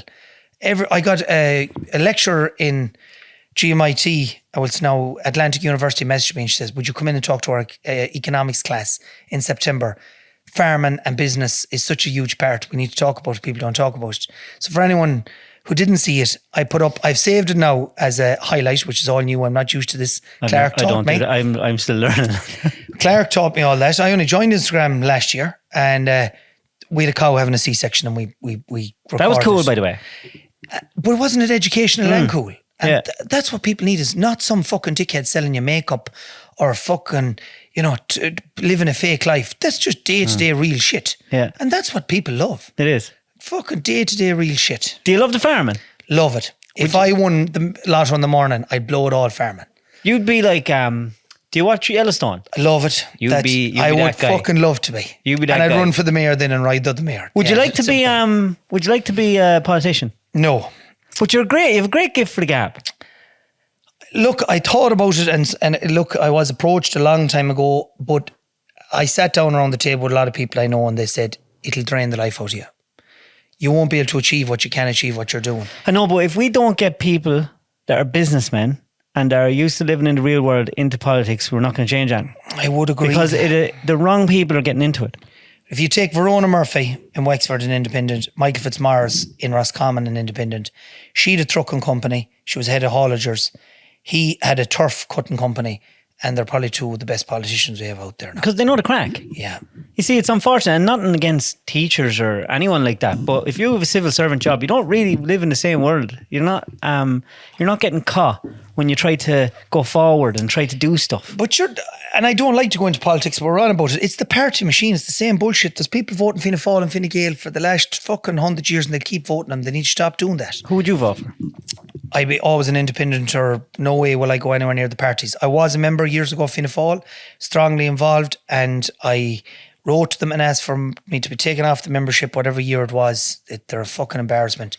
The whole government is a fucking disgrace. I'm not going to go into it. This is very simple. The people who employ people should be looked after. Okay? Every 10 people you employ, money for you or money off the taxes. Very fucking simple. Rates. There should be no rates for people who are trying like that. Small butchers, small shops, no rates. Ride Tesco's, ride Aldi's, ride the Facebooks, ride the Lidls. Like, for fuck's sake, the European Parliament told us that we weren't charging enough fucking tax. Was it Twitter or Facebook, and we need to take it off them. We wouldn't take it off them. But then I'd have the sheriff at my door if I owed him 600 fucking euros and if it was overdrawn. Yep. Like, this is awful simple. They're closing small pubs, small shops, small butchers weekly. You're going to be left with Tesco's, Little Aldi and Witherspoon pubs. And that's what we'll end up like. And it'll be fucking sad day. And what we should do is take their money they're using for rates, put it into the local butcher, put it into the local bakery to keep them going. Because they're buying off the local farmer, they're sponsoring the local football team, it's coming back. The money's just doing a big fucking circle. While any of them multinationals, the money is hitting straight for America, out of the country, waste of time. And that's all they care about is multinationals. That's why the likes of you have to get into politics. Stop. My wife would pack her bag and she'd be fucking gone. She wouldn't. fucking If she would. hasn't No left way. you by now. Hey, you have a pub? I have a pub. What made you do that? So I love music, right? And I love going out. And Like P. Diddy? No, I don't like P. Diddy. I like Stewie Miles. Stuart has a nice new song. He has a nice new song. Yeah, no. I prefer Sean Cuddy now. Sean Cuddy is good, yeah. Cuddy's good song.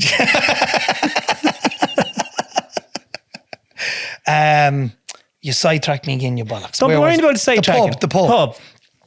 So we were travelling to go to hear live music, and then we couldn't get home because there was no fucking taxi. So this little building or pub had been in the village for years, closed up. I never remembered it, but my dad used to tell me they had a little hardware, little shop, and it was the best fucking business in the village. And he had always spoken about it. Anyways, it came up for sale. And another publican further away said to me, let's go together for it. And I said, fucking lovely, right. So we agreed we'd go to 80,000. It was red rotten, but there was a license with it. So 80 And you knew a builder? I did know a builder. Yeah. And you were fucking right, man. Yeah. So, Swinford. Pull out stage 1,000, but didn't get it. Local fella in the area is supposed to have bought it. He was going to put the business into it. Sound. Best of luck to him. I forgot about it. Ploughed on my life, and the following June, phone call comes in Spain holidays with the family. Your man can't come up with the dash. This building's for sale. I said, I'm going to make you one offer and one offer now. The other fellow was out. I rang him. He said, no way. I said, I'm going to make you one offer. You have an hour to accept it. Geez, your man rang me back and he accepted it. Is that what you said to him? Yeah. J.R. Shea. 55 grand. Way. So we chatted about it in the holidays, and Marion was there. I don't think you should. I think you're busy as it is. I said, sure, we'll give it a rattle and see what happens. And fair play to her, she stuck with me. And came home, spoke to John Cunyon, the man who helped me write the CV, said, look, go on with this pub, will you go halves? Because he'd be travelling with us for the music as well. Yes.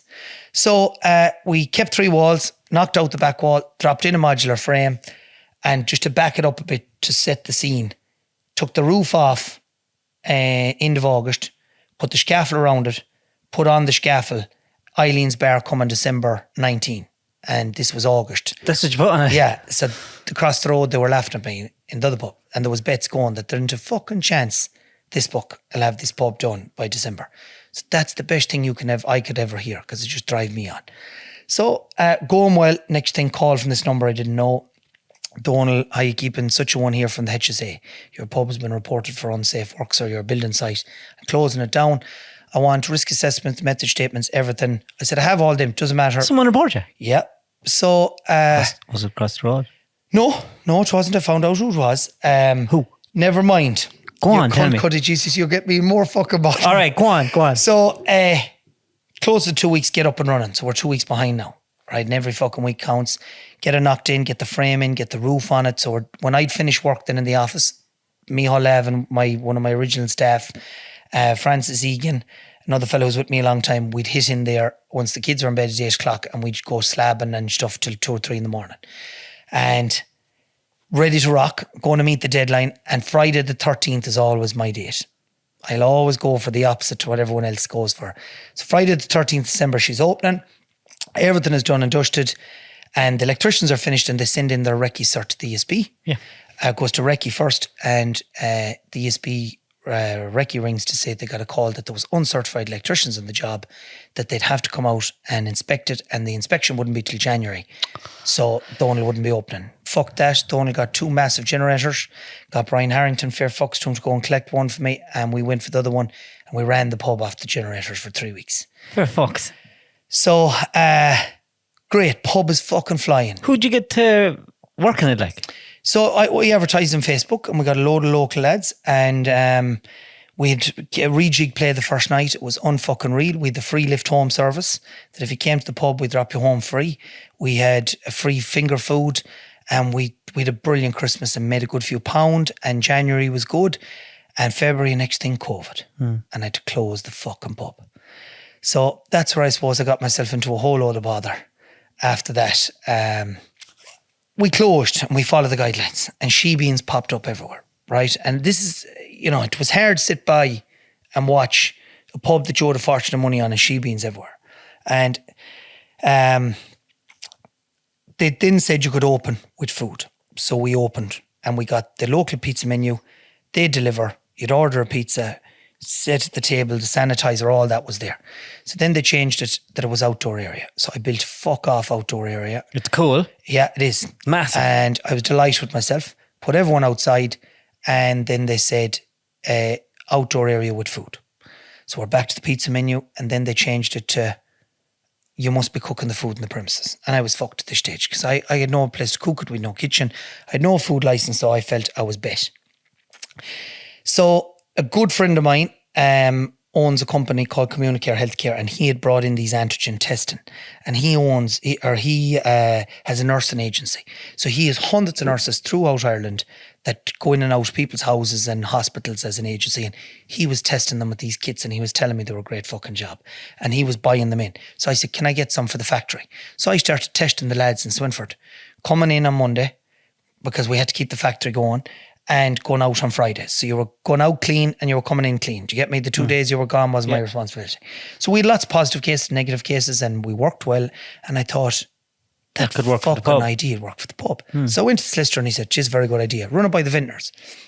So I rang the vintners, who we were a member of at the time, and no more than the fucking IFA, they're just shower pussies that do nothing, only take membership off everybody. And they said, "Go for it. If it works, we'll support you." So I was the guinea pig, and my plan was to do it locally, only for locals. Because again, you weren't allowed to travel outside a certain distance that time. And I put it up for the locals. And of course, fucking Facebook, someone shared it, media got a hold of it, and the phone was hopping. So this is the day we're opening now. So this stage, I've bought a load of kits. Trish is trained up how to do it, and we got 2 other people. We've set up our little testing centre. It's by appointment only, and Claire Byrne and all these people are ringing. So do some interviews, speaking to the... Are they nasty to you? No, the solicitor was listening, and he was ringing me saying, change this, do that. And we were getting on okay till I went on Claire Byrne. They brought an expert on against me, a doctor. And or she went to town on me that antigen testing wasn't approved. And my mate had told me that he had applied for a tender for the state for these, but he had signed an NDA and I couldn't dob him in. So I knew the state were going shipping these out. So I was saying to her, the government are going to start using them. Where did you hear that? Claire Byrne, come on. Can we take that on the record? Who said that? And made a fucking clown of me. So I finished with the interviews anyways and hid for the pub, and we opened up and we tested everybody, and we're inside with about 20 people drinking away, everybody social distance and everyone is sound, and the superintendent walks in the door with 2 guards, maybe about 3 hours into it. So he said, "I'm telling you, you're closing." I'm not closing. You said? Yeah. "Where's the kitchen?" "There is no kitchen." "Come outside, I want to talk to you." So he sends the guards around taking the names. You're local. He guy. wasn't. No, he's the big dog, the highest there was in the county. And he sends the guards around taking names. So my argument is, you were not tested now when you were in here. We're all tested. Go out and get tested. I'm not getting tested. So, I had a very valid point. So we go outside and he says, "You have to close." "I'm not closing. This is madness. Don't let you close." And we went back and over for a while. So he went out making some calls. And when he came back, the other guard was talking to me. He was sound. He said, "He doesn't want to be here no more than we do. He's off duty, by the way. He had to come over himself." And he said, "The calls are coming out." They were trying to make a statement, were they? "The calls are coming out of Dublin flat out." He said, "All day. Since you've been on Claire Byrne, go down and shut that donkey down fast." I said, "From where?" He said, "High levels." So when he came back, he said, "I'm going to have to arrest you." Now, my solicitor was saying, there's no way he can arrest you. He didn't think. But we weren't expecting the super, you see. A normal guard couldn't. Superintendent is way higher up. He can do as he please. So I said, sound. So he goes, start reading me my rights. And at the end he says, is there anything you want to say at the end? Is whatever you say will be held in evidence against you and you'd like to say. I said, yeah. What? Mayo for Sam. And I knew he'd write that down. The poor bastard, he wrote that down anyways. And I said, right, I'll get my jacket and we'll go. No, we have to ring for the paddy wagon. Why do we have to get a paddy wagon and make a fucking scene? I'll go, gee. I came in my own personal car and the 2 lads have Fiesta van. I said, for fuck's sake, don't bring a paddy wagon into the place. He said, sure, nothing I could do. I said, I'll meet you over there. He goes, you can't yet. Once I've arrested you, have to come with us. So paddy wagon arrives. Now we're all sound. There's no shouting or roaring like we're chatting away, and he no more wants to do this than I do. And did he say that? He didn't say that, but there's no hard feelings. No one is shouting or roaring. Like, this isn't a big scene. So the lads are finishing up their drinks inside, and I'm finishing my pint, and paddy wagon arrives. Nice fella gets out the back of it to come from Clamar. Sorry, I was delayed. There was only 2 of us in the station. Just don't worry. It's not a taxi. I was in no rush anywhere. Opens the door of the paddy wagon. So you have the 2 doors. You have a glass section in the middle where you could sit one person left and one person right, but they're separated. And there's like a steel box as a seat. No seatbelt or anything. So I'm sitting in this and sitting in a minute, take out my phone. I'm starting to Snapchat the lads from the back of the paddy wagon. And next thing, breaks, comes out. Have you a telephone on you? He could see the camera. Yeah. And I said, I have. And he goes, did anyone search you? No. So he gets me out, pats me down, takes the keys, takes the money, takes the telephone. Did they take everything off you? I did, and the belt as well. And so we're chatting, coming over, he's talking to me, he's saying, it's only him and another guard on duty in Clamars, and, this, that, the other, and the fucking van has no fuel in it. He's hoping he's going to make Castlebar to get to the 24-hour, and he's sound, like. And I'm saying how there's no seatbelt in the back, like, how in the fuck do you not get sued if this yoke got into an accident? You're in serious bother. And I was saying, she'd be a good old idea, design something that we could sell to the paddy wagon people. Mm-hmm. Good old crack. Get to the guard station. They're lovely. Sign in. Sit in here. The superintendent will be in a while when he gets back. Solicitor arrives. Mood changes. So he's there. Now, I've been on the phone to this man all day, right? And he's we need to stop talking to the media now, and Jesus Christ, we could be in court tomorrow. They bring charges against you tonight, and I wasn't expecting the super, and this is serious now. Were you? No, this is what he was saying. Yeah, but were you worried when he was saying that? Well, I was sort of feeling it. So he played a trump card too. Then he said, I rang your wife and I've told her the story. And I told her that, we'll do the right thing. And now he wouldn't know my wife. Do you know what I mean? So I was there, right, Jesus Christ. So, okay. So anyways, super comes in and he leans back in the chair and looks at me and said, "Are you pressing charges?" Yeah. He said, "I'm just waiting for the stuff to be printed out." So off he goes, and he's gone a while, and your man is saying, "You're doing business in America. You get done now. There's no going to America for you. And got to think about your business." So it's sitting in, and I'm feeling rightly depressed with myself now. And super comes back, "Printer isn't working." He said, "I can't get it to work. We tried a second printer. We're going to bring you in and we'll charge you tomorrow the next day." Sound? So your man drops me home, tense in the car the whole way home. Get out, walk up the driveway. Marion is waiting for me. She goes, she lost it, like. And I wouldn't blame her. He had told her that I had done all this myself, hadn't spoken to him. And I was saying, "Hold on a second now." And there's no point arguing about it. You've made a fucking show of yourself. This will be everywhere. So we go to bed in bed form, which I don't like, falling out with anyone or going to bed in a row. And I'm fucking disgusted myself. Got fuck all sleep. I get up at 5 o'clock, down, put on the kettle, ready to leave for work. Look at the phone. It's fucking everywhere. Someone had leaked it to the media. The media have it public and arrested. It's everywhere. Snapchats going around in my head in prison uniforms, and the Bucks were having a fucking field day.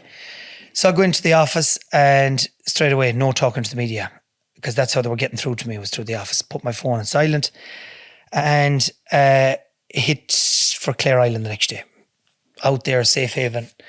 And had a good bunch of lads around me, had a few pints, had a chat, had time to think about it. Marion himself was sound, came home, just said, "I'll keep the fucking head down now. I'll say nothing."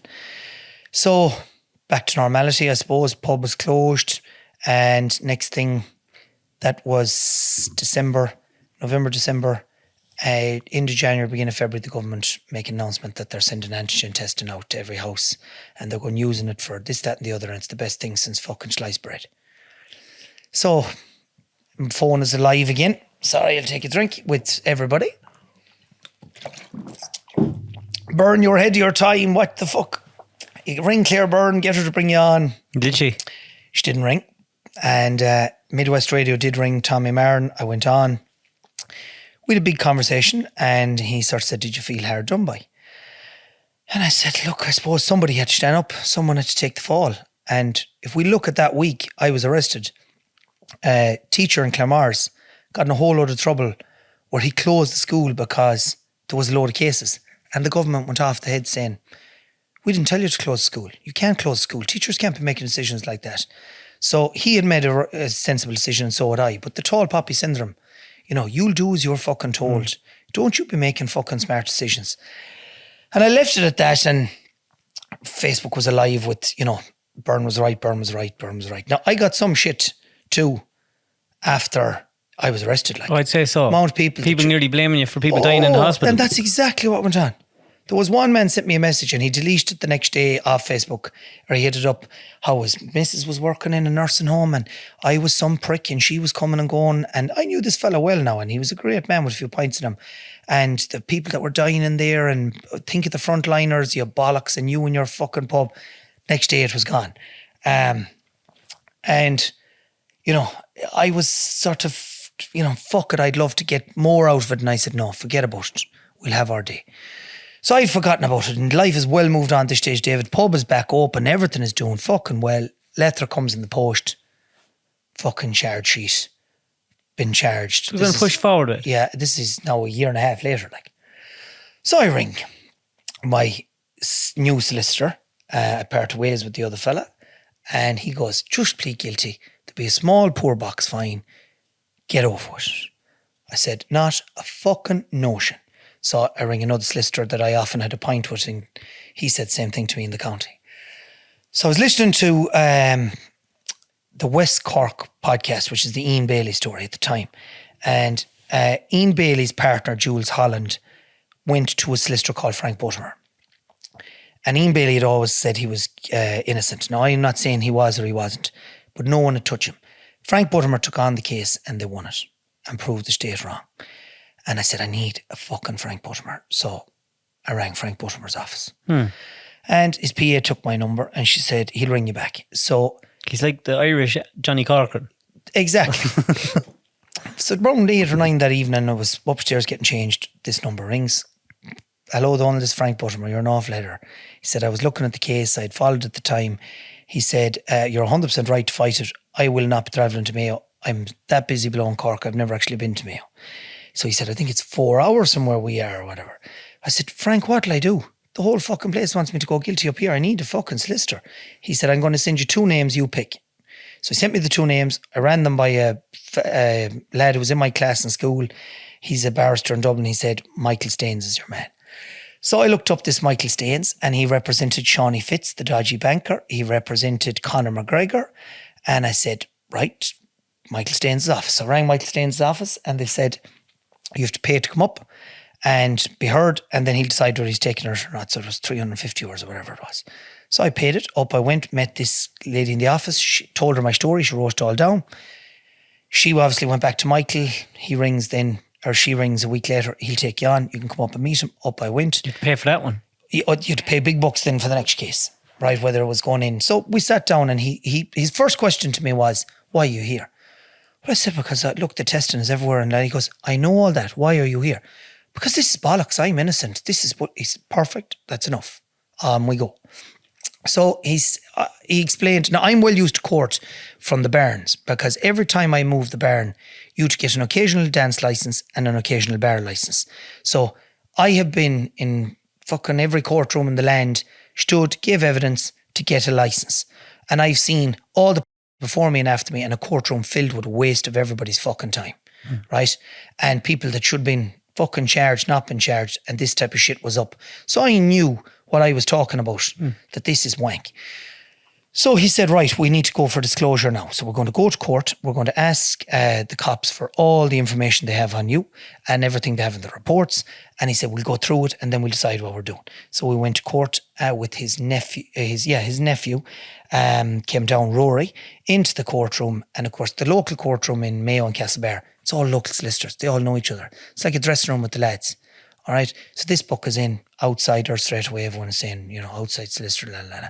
So he stands up and she goes, welcome down from Dublin, Mr. Staines. Straight away, big fucking deal.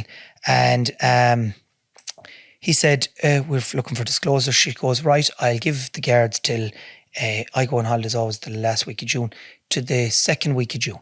So second week of June, and nothing arrives. So I fuck off on holidays. And Michael calls me, said, week has passed. I'm going to give them one more out of courtesy. If it's not here, we'll get the case struck out. So I'm there. Fucking lovely. It'll never be here. Last day, ready to go in to get the case struck out. The boxes of stuff land. Bollocks. So he says to me, there's as much stuff here as a murder trial. He goes, this costs them money now. We have to go through all this and la la. So I leave it to him. So they want to do you. They want to make an example of you. And I suppose they were all hoping that everyone would see that you will never stand up against the state. And a man said to me before, you take on the harp always wins. Don't ever take on the harp.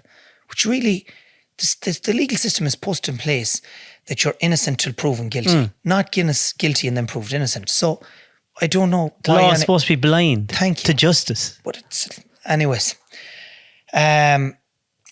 He goes through it all and he's back to me with questions and we have to do statements and I have to bring in my witness evidence and we're going higher than fucking experts now to give evidence on antigen testing and we're ready for a huge trial. So we're all practiced and the main man himself comes down for the day, Michael Staines. So now he's an awful nice, big, tall man and he wears like, them Amish hats. One of them big, long black jacket and zero bullshit.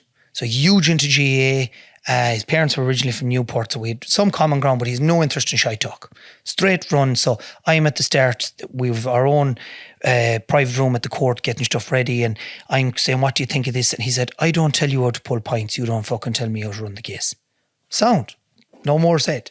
So have you practiced this? Have you practiced that? And he's fucking giving it to stand up, shirt ready, tie. Saying that to you? Yeah. Oh, and I don't mind that. But did he tell you what to practice? Oh, we were going through it like as if I was in the witness box and everything.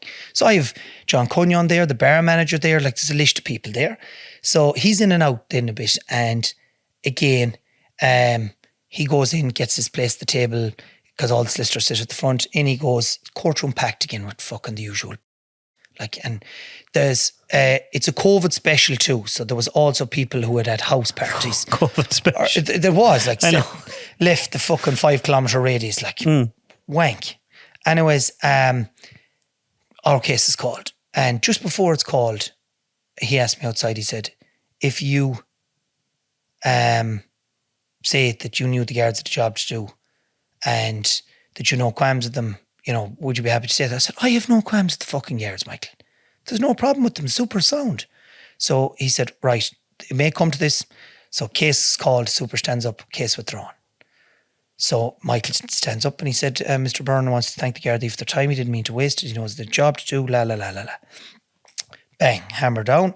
Out we go. That was it. Have a chat with the super, thank you very much. You know, best of luck, la, la, la, la, la. Off we go.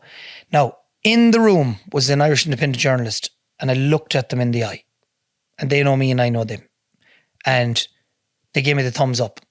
And I was expecting headlines. I didn't put anything on social media. I wasn't on Instagram at the time, but I would have been on Facebook. Next day, nothing. Week passed, not a fucking dicky bird. It just shows, you see, who controls it. Yeah, the narrative. But I guarantee if I was arrested and dragged out the door, it'd be fucking everywhere. And so that cost you money. Did, a lot of money. But I don't give a fuck. But the only reason they threw it out was because they knew they couldn't win. I can't say that, and I said the same to Clark, and I'm not going saying that. A man said to me before, you take on hell with a bucket of water, and I would, if I'm right. Like, if I'm wrong, and I'll apologise, and I've no problem admitting I've been wrong. But if I feel I've been right and I've been hard done by, it's fucking gung-ho. It must be harder to look back at now with all the things that happened back during COVID and things that turned out to be a little bit of wank and a huge bit of wank. And it's fucking joke. No one is ever going to recover, David, from COVID. My business has not recovered. And the fact that they told us, keep all your staff, we'll pay you to keep them. And now they want the money back. Like, it's fucking ridiculous. You know, the businesses, depression levels. I knew people that used to come dancing to our pub every weekend. They have not left their fucking house. They gave up social dancing. Depression levels, relationships, marriages, people drinking at home. It's bad for kids. But for fuck's sake, you had kids locked up at home that weren't mixing with kids. Yeah. You know, weren't fucking in school.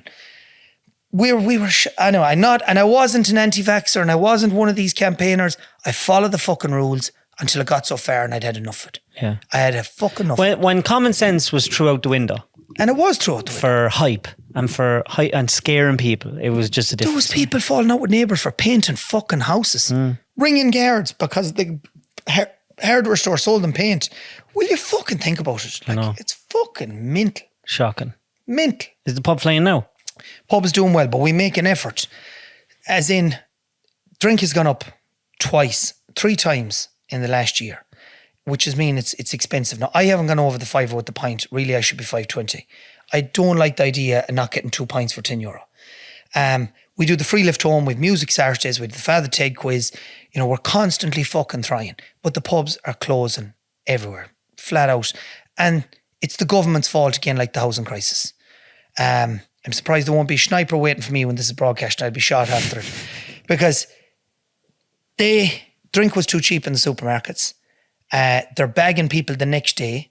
So instead of giving a grant to the likes of me or somebody to set up a local taxi service to get people home and helping get them home so they're not drink driving, that's one thing, right? So we're causing no drink driving, we're dropping the people home. But the next day, they're shooting fucking fish, in a barrel. Bagging people at fucking 7:30 on the way to work. Like, for fuck's sake, that person was at home at 11 o'clock last night. They done the right thing. Don't be fucking punishing them. Like, drugs is the problem in the country and they're not dealing with it, not pretending to deal with it. I'm having to deal with it on a local level as a publican. And I barred the drug dealer and got into a fucking whole load of drama over it. And I won't go into that, But we need people to stand up because they're not standing up to it. Like, for fuck's sake, there is cocaine readily available everywhere. Everywhere. Why isn't there fucking drugs testing everywhere if it's so illegal? To get on a football team, to get a job interview, to get a fucking loan from a bank. How in the fuck is it alcohol is so frowned upon when it's made in a factory by Guinness, CE certified, has to meet all this health criteria, the grain has to come from here. Where the fuck does the cocaine come from?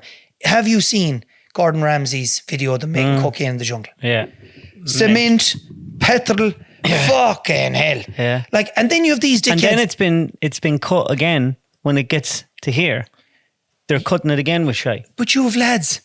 Oh, I'm taking protein, I wouldn't take the vaccine, and I need organic fucking bread. But he put a line of that shite up his nose. No. Will you fuck off? Like, they're so disconnected from the real world. Yeah. They're so disconnected from the real world. It's unfucking believable. If you were a politician, right? No, we won't say a politician. As a member of your community, what do you think would help communities most? Communities need to take more control of their communities. I don't believe we should have people in Castlebar deciding who lives in social houses or houses in our community. I don't believe that they can randomly drop fucking people out of the sky. And I'm going to take my village as an example. And it's tiny. Tiny village, church, 2 pubs, a post office, school. There is a small area of housing that is, I don't know if it's social, but the man that runs it takes people in from the council level. And people are coming to these houses. We don't know who they are. They have cars with no tax and insurance. They don't come out during the day. And I got into an interface with one of them. And this is my first time telling this story, and I'm not afraid to say it because I'm sick to my fucking hole of dealing with it. My mother was minding my children during a holiday period. And my parents' house was right across the road from the school. So Mum rings me and she goes, "Where are you?" And I said, "I'm just coming in the road from work." She goes, "There's a man here acting awful strange around us at the school and I have the kids here." So they were in playing on the hopscotch. So I come like a fucking lunatic. She goes, "I'm leaving the school and I'm walking towards your house." So there's a track coming all the way up to my house or a footpath, and I see the kids and herself at the top, and she points behind her and I keep going. So as I keep going, I see a man coming towards me with a green army jacket and his hood up. So he's following them, right? So I pull in and I see his car, right? And I pull up at his car and he sees me now at the car. So I'm out and I'm taking a picture of the car and I'm on the phone. So he turns and he comes down. He goes, he's an English accent. "What are you doing?" I said, "You've been acting suspiciously in this property. I'm ringing the guards with your registration because I'm not happy." And he goes, "This is public property." And I said, "It's not. This is a privately owned school by the community. We fundraised for it. They got a mortgage for the school. It was a very unusual type of thing. This is not public property and school is closed. You shouldn't be here." And he said, "I'm videoing you." So he started taking out the phone now. He's getting rightly aggressive. So I know there's something fucking wrong with this fella. So guard station on the phone to me, give them the reg, sound, ring you back. So I said, "Send out a guard." So he's panicking now and he fucks off. So the guard car comes out. I wait for them. He's gone, blah, blah, blah. They run the reg and they said, he lives in a house up the road here. I said, "He doesn't as fuck live in a house up the road here. Donal, he lives 400 yards from your house." I said, "Where's the house?" So we'll just say in that little estate, there's 10 houses. It was a retired community. People would retire and come back to them. Now we don't know what's in half it. So I drive down, there's the fucking car. And I'm like, what in the fuck? How, first of all, not that you need to know everyone around you, but it's amazing I didn't know that this fella was living there. So I do a bit of investigating anyways, and this fella has a very checkered past. Very checkered past, and he's not the type of fella you want around the area. And now I found out there was a fella I had to put out at the pub one night, and he was very aggressive, and he was living right across the road in the same type of accommodation. And he broke the glass in the stove, so I found out where he was working. I rang his boss, so I know, and he said, "This is his name." Sound. I said, "Can I have his address?" Got that. Made some calls. This fella wasn't long out of the clink. And this fella had a very checkered fucking past. So what I'm saying as a community, for people within the community to mind their community, like I'm not saying we can't have people moving in, but we need to know who's around us. Are these people pedophiles? Are our children safe? Are they fucking murderers? I have no bother with society changing and becoming more of an open place, but I want my village to be a safe place and I want to be safe for my kids. Like I couldn't believe when I went to the person who done the bit of investigating for me and said one of the two men was a paedophile, and they said you wouldn't believe how many is in your area. I said, how many is in the area? So within the 10 kilometre or 15 kilometre radius there was 22 ex or known paedophiles. And I said, fuck me, that list should be published. It should be available to everybody. If you're a fucking paedophile, you should be on a register and we should all know who you are. You should be fucking tagged. Well, look, on a very basic level, as a father or as a parent, your job is to take care of your children. Yeah. It's like saying, don't play out in the middle of the road. You know, if someone was driving down through the village at 100 mile an hour, you're going to report them to the guards. You're going to know. So, as a community, right, when we're not a politician, if we only just tightened up a bit, that we try and keep our community as it was. Not saying that we don't want to move with the times, but like, fuck me, it was lovely when you had the village shop, the village post office, the village butcher, the pub, all those simple things. We need to simplify our lives and go back to them things. Neighbours helping each other, neighbours knowing each other. And everyone's so busy now, no one wants to talk to each other. Just if a doorbell goes or a door knocks. Who the fuck's there? I used to walk in the back door of more fucking houses in the village when I was small, and they done the same in our house. Like, that's the way it was. I didn't want to go into this topic, but when we started, I might as well finish it. So, after that, 2 or 3 of us had been having pints and chatting about, and I told them the story, and one man said, there's another fella who lived in the area before this, who has been convicted as a paedophile, and he's due out. And the rumour is he's coming back. So, fair play to your man, he put a note in the door of the house and he said, if this fella comes back, there'll be fucking serious trouble to the landlord. Your man didn't come back, but he moved a village over. Right now, this man would have been wicked religious. And I took part in the Easter pageant when I was 12 or 13. I was the good thief on the cross, and this man was in the play and everything before we ever knew this. All right. And he was always a bit strange, but again, you know, the community was community back then. You didn't know as much as you know now. So he's the priest in the village took it very bad at the time because he didn't know, and he had gone as a character witness and everything for him. And then when he realised what had happened, he was disgusted and he took it very bad. And he was a lovely man in the area at that time, Father Walsh. So he moved out and we got a new priest from outside the country. And when this man got out, anyways, he living over in the village, hadn't seen him, but you'd know him because he'd an old car that stood out like a sore thumb, especially this day and age. It was a 95 car. So you'd see it. And he was walking past the priest's house, which is right opposite my house. I'm in the middle of the village, to the farmyard. With Jack, I see the car. And I said, fuck this. The priest doesn't know now and your man is back. So I contacted a fellow who'd be very good friends with the priest and he does work from the church, and he's sound fella. I said, just let him know what he's dealing with, that your man is there. So he said, I did let him know before, but I let him know again.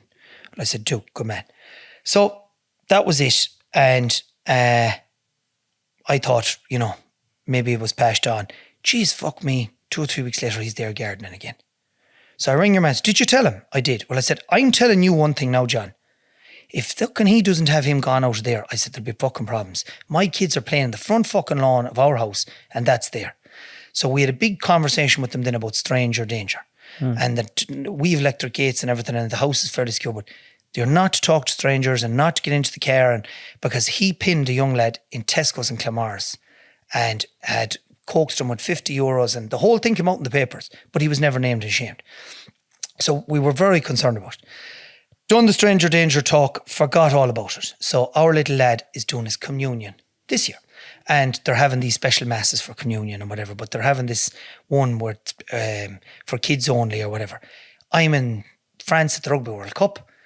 Marion rings going fucking loopers that the kids' mass was on. 2 of the parents attended and wasn't your man in the church. And I said, fucking hell. So it started getting out of control now at home. There was emails going to the principal and everyone was gone cracked, which they're dead fucking right. So I said, I'll make a call, and I rang the local, we'll say higher up priest that I know, and he didn't get back to me. So I said, fuck it, I'd ring the bishop. So I rang him, and it's like straight out, if I have a problem with a company, you go to the top of the company, right? And I said to him, this is the story. You mightn't be aware. He's supposed to be aware. Maybe he's not. Will you fucking talk to him? I said, especially Tyndon Children's Masses. So he rings me back and he said he wasn't aware. And he's barred out the church now. He won't be there when the kids are on or whatever. So I pass on the message, enjoy friends. And when I come home, there's a fucking vigilante ready. They're gone fucking nuts. And I said, we have to have facts and everything right here before we go any further. So I contacted your man that I had rang to tell the priest. Do you mind me asking, how did you tell him that time? WhatsApp. Do you still have it? Yes. Screenshot. And he said, not only that, I told him months before that when he first came to the area and I saw him at the house. And I said, have you that? I have. So can I have that as well? So I went to the bishop and he wasn't getting back to me. So I went to the house, which is in Tuam. The bishop's house? The bishop's house. And knocked a fucking mansion now. Mansion. Big fucking oak staircases, like it's like the lodge at Ashford. Can I see him? He's on a Zoom. I'll wait. He's going to be 3 hours. Can I have an appointment? You can come back this evening at 9 o'clock. I'll be here. So back I went and roared and fire on. 2 big leather chairs each side of it. It was like something out of fucking Dracula. I'm in one chair, he's another. Nice fella. And I can't actually visualize that. Yeah, it was a big chair, like a high leather chair. So like the Matrix, take the blue pill or the red pill. We're soft talking about fucking weather and all types of shite and blah, blah. So I said, I need you to get some context on why I'm here. And I said, I'm not causing trouble, but I said, I need you to understand. So when my dad was in school, and the school was right beside my house, there was a principal or a teacher there at the time who was a pedophile. He was never convicted or anything, but he would bring lads off fishing and he destroyed loads of them. And one day, one of them he was at in the school at the time, and he was interfering him on that day, took off running. And luckily didn't he meet his dad coming, who was the postman. So his dad, what happened? And he explained to him. And luckily the father's brother was a fucking bishop in America. And he made calls, and your man was gone the next day. But he wasn't gone to jail. He was moved on to Ballina, the far side of the county. So word came then after years that there was a heap of young lads down there destroyed. So this is in our head, right? And we're not fucking sitting back this time and letting the fucking church deal with it. So I told him that story and he goes, oh, it's horrific. Yes. And, we've policies and procedures in place now. And I said, right, I emailed you the evidence in the messages.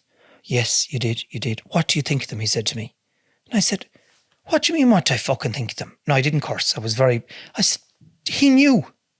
Well, okay. Now he's from Asia, this priest, right? So they were saying, maybe he didn't understand. I said, of course he understood. The message is very, very clear. And he goes, right, what do you want me to do? I said, I want you to deal with it. And I said, I think the priest is harbouring him. I said, why would he ignore 3 people? Why would he let him attend the children's mass? I'm not happy with him either. So I said, I really think if he should be dealt with and he should be moved on. So he said, well, I can't be moving people. And I said, I understand that, but I want you to deal with it. He said, right, I'll be back to you. When? What do you mean when? I said, well, let's agree a meeting that you're going to meet me. And I said, I am always on for goals. And look, if I say I'm doing a job, we're going to do it. He said, right, I'm in holidays now for the next 2 weeks. 3 weeks time, what date? Yeah, the 8th, that's sound. So we're into November now, right? So sound, I'm fairly happy. So I go back to the women and the committee and I start to tell Marion, tell them, the bishop. We're doing something about it. We're doing something about it now. And I go to the principal. So the principal is getting a lot of slack. I don't know her. I don't ever have to go to the school. Thanks be to God.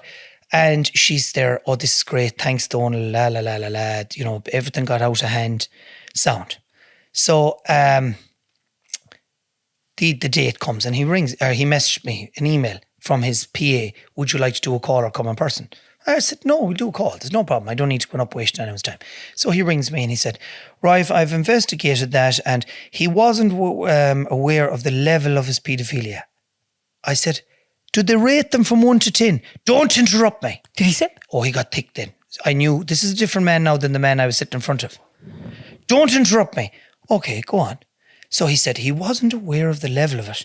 And now that he's aware of the level of it, the man will no longer be round. You have nothing to be concerned about. He's barred out at the church and he's promised to stay away. And, you know, we've followed the protocol. And I said, is that it?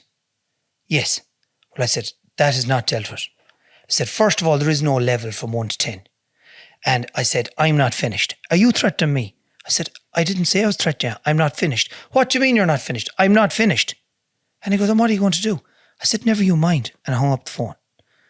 So straight away then I debated, I'll go on Instagram and I'll tell the world. And then I was there, no, that won't be good enough. And we had to go back to the parents now and tell them that we actually achieved nothing. And the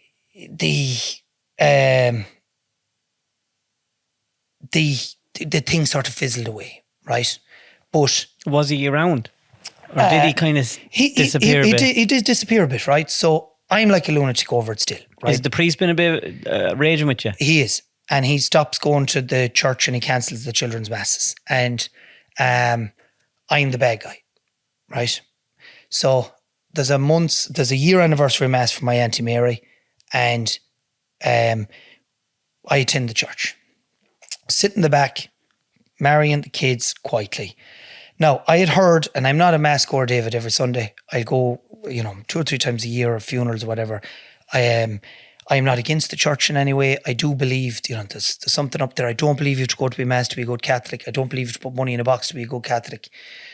So I'm at them. I'd heard that he's preaching from the pulpit about the war in Russia, about a whole load of things, and about people not putting money in the basket. And I had heard these things. I hadn't witnessed them. I heard he gave a sermon at last year's communion about some girling getting shot with communion in her mouth, and I'm there, Jesus Christ, but I hadn't witnessed it.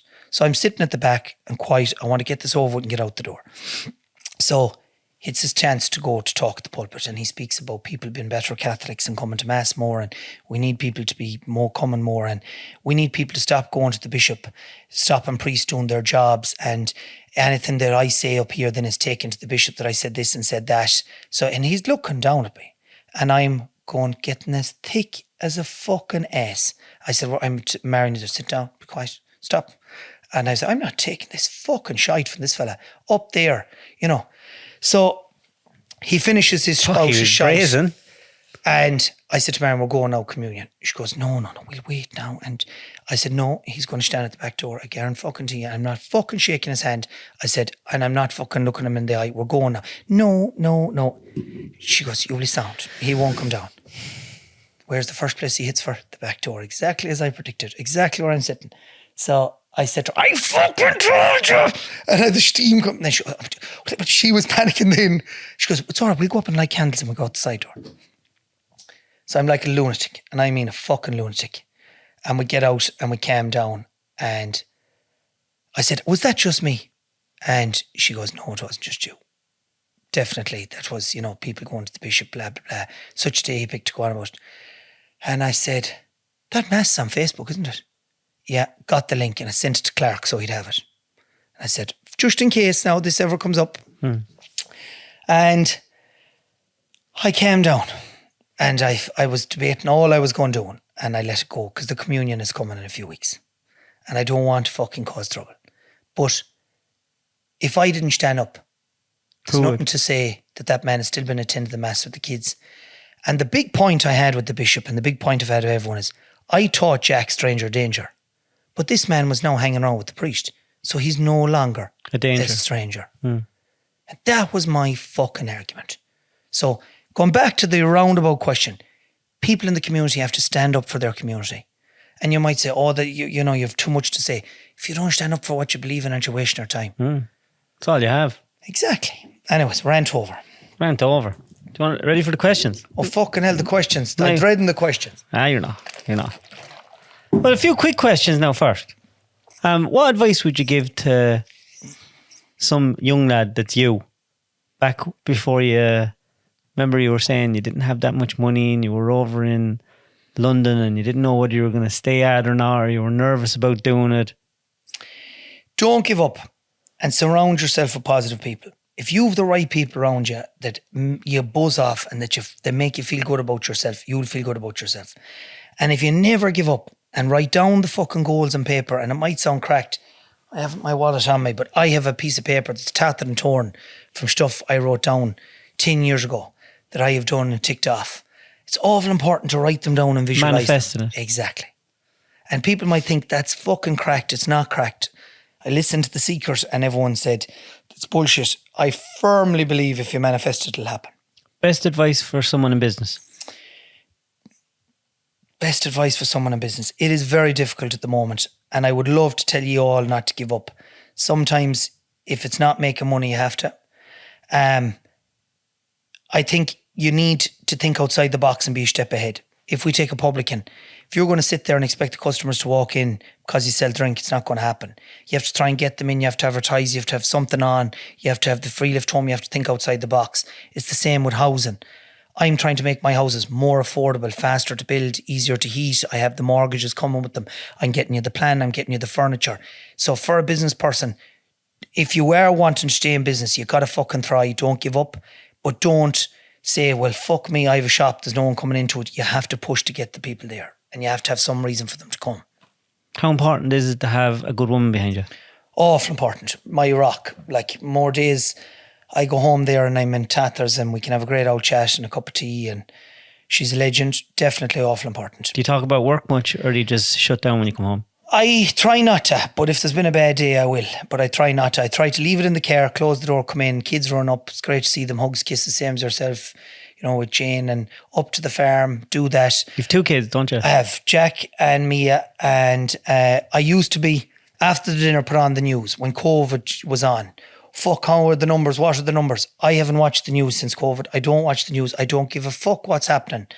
Only what's going on in my own world. What I can control the controllables, mind the kids, mind my staff, mind my locals, and I don't give a fuck for the rest. It's great watching your stories with the young lad out on the farm in York. It's great. Oh, I love it. That's my golf. I fucking love it. That was his first section there. Or no, that was his second, but he loved it, getting hot water and didn't care, rubbing the calf, and fuck the PlayStation or the, what's it called, the Nintendo Wii and all that shite.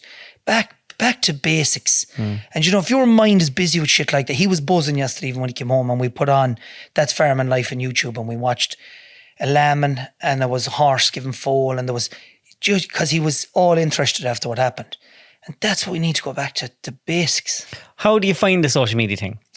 Is there anything after surprising you about it? I suppose I've made some great friends like yourself. Now I wouldn't be talking to you as much as others, but like fucking Donegal Daddy, Alan, you know, fucking Eric Roberts. And these are people now that I'm in touch with daily that message me and, you know, lovely people. I have had no negative experience. I'm not as big as you or Clark or any of them.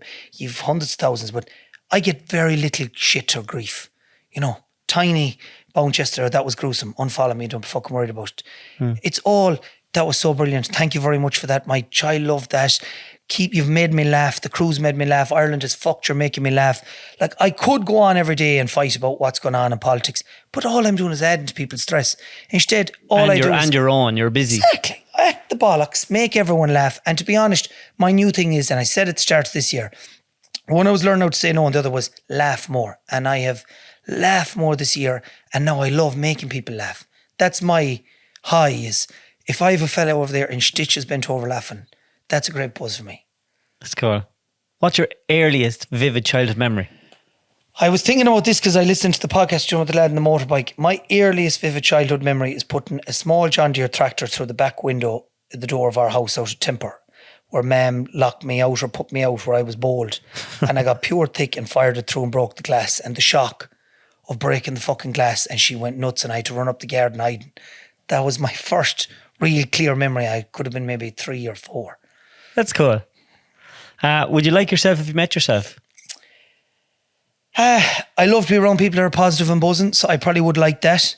Maybe if I met myself when I was 18, 19, I probably would have been too cocky. I've learned a lot along the way, and you know, I'm still very grounded. So I would love to go on the beer with myself because I love a laugh and I love, you know, a bit of crack. When I'm fucking out, I'm out. So I suppose I would.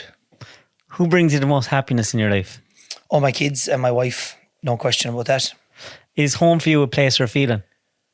Oh, I suppose it's both. Like, we love our little house, and it's 1,800 square foot. We were in it when we had nothing. We finished it now, but it's lovely to come in the back door and the kids running up. It's both things. I suppose the feeling I am home when you pull in the gate, but if we had to move to a different house, as long as they were still there, it would be the same thing. You into your cars?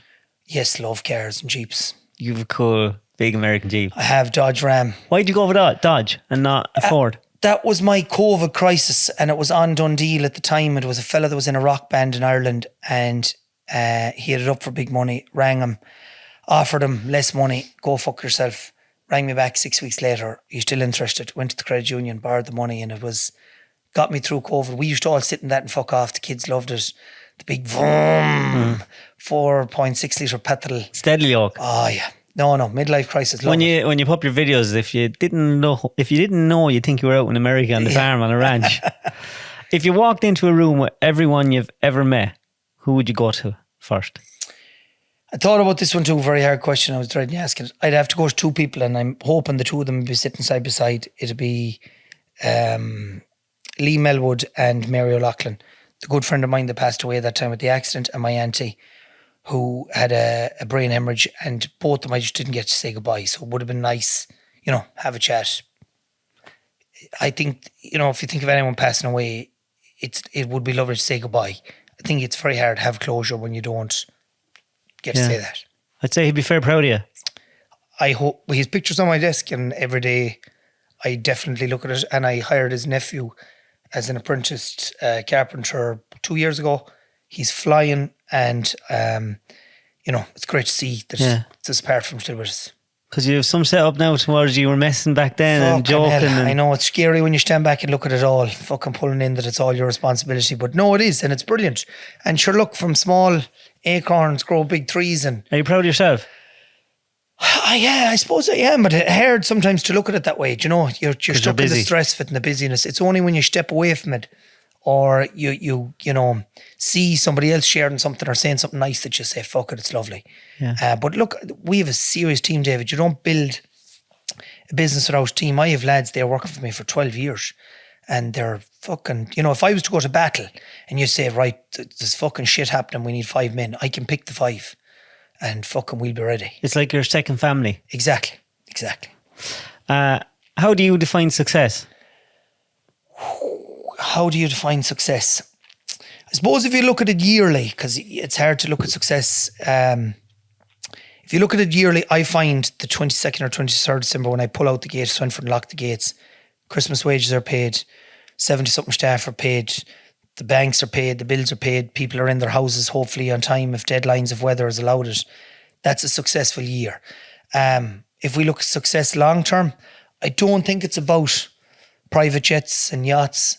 I think it's about family, you know, sitting around the table, having the crack, having the laugh, having the sing-song, and being happy and healthy. That's more success, I suppose, because at the start I wanted planes and I wanted fucking helicopters and I wanted all that. Now I know you'd swap all that to make sure. Kind of changes for a lad when you have kids though, doesn't it? Totally different. Do you know, it's like a Christmas night, you know, when Santa comes. You're just having that whiskey. Oh, it's class. And you're like, that's that year. You know, did me job. And that's it, I suppose. Yeah. We are the captain of the house. You have so much shit to keep going. Yeah. When you're stuck in the rat race, you forget it. But you're just putting out fires every day. That's all it is. That's all it is every day. And our motto is we don't do problems, we only do solutions. You're coming up with solutions constantly for problems. Yeah. But like I had a woman there this morning, and she messaged me, and I could hear in the WhatsApp voice message, all disheartened that the groundworks fellow won't come for 2 or 3 weeks, and this, that, and the job is delayed. And I got back to her and said, I'm going to look for the positives. It's been a pisser. The ground could have turned shite. You could need an extra 10 loads of stone, 20 loads of stone. The storm was in the last day. We could have had 2 panels up. They could have fallen down. Take the positive. The sun is coming. Don't be worried. 3 weeks won't put you up and down. And it's to try and make everyone around you be thinking the same way. look for the solution and the positive out of it. Don't be fucking crying and putting the head down. Because if I'm in good form and I meet you and you're in good form and you put me in good form, it's a knock-on effect like dominoes. What's the most important lesson you've ever learned? Jeez, the most important lesson. I suppose it's never to like I said, I take on the hell with the bucket of water. If you're right and you've done nothing wrong and you believe in it, I think you should take it on all the way. So my lesson on, I suppose, going back to the Cove was, I was right not to listen to the two men that gave me the advice and do my own thing, and I trusted my gut. So I suppose trusting your gut is the answer to that and going with it. Do you believe in God? I do believe there's something up there. I do believe that if you're a good person and you're nice to people and be good to your neighbour, all that, it'll come back in like karma. I don't believe that if you eat meat on Good Friday, you're going to burn in hell. The amount of messages I got on Good Friday with my Instagram taking the piss out of it, that you could eat meat, you couldn't eat meat, that I'd burn in hell is daftness. There was 4 or 5 people. Don't believe all that old-fashioned Catholicism. It's modernised. I do believe, a funeral is a very nice thing to say goodbye to someone that we loved, a wedding, a christening, a communion. Them are all lovely traditions. I love all that about religion. And I love, the thing about, being good to people, but I don't believe you to put money in a basket. I don't believe you to go to mass every day. I don't believe, any of that old style bullshit. What do you wish most for your kids? Happy and healthy. That's it. Happy and healthy. I don't give a fuck if they sweep the roads or, what they do. I don't have any ambition that one be a doctor and one be a pilot. That doesn't bother. Happy and healthy. So much depression around the area, so much suicide, especially in young people in our area. These are people that had mortgages. These are people 19, 20, 17, 16 committing suicide. Happiness, for that inner happiness, that they're happy and healthy. That's just a very simple thing. When was the last time you shit yourself?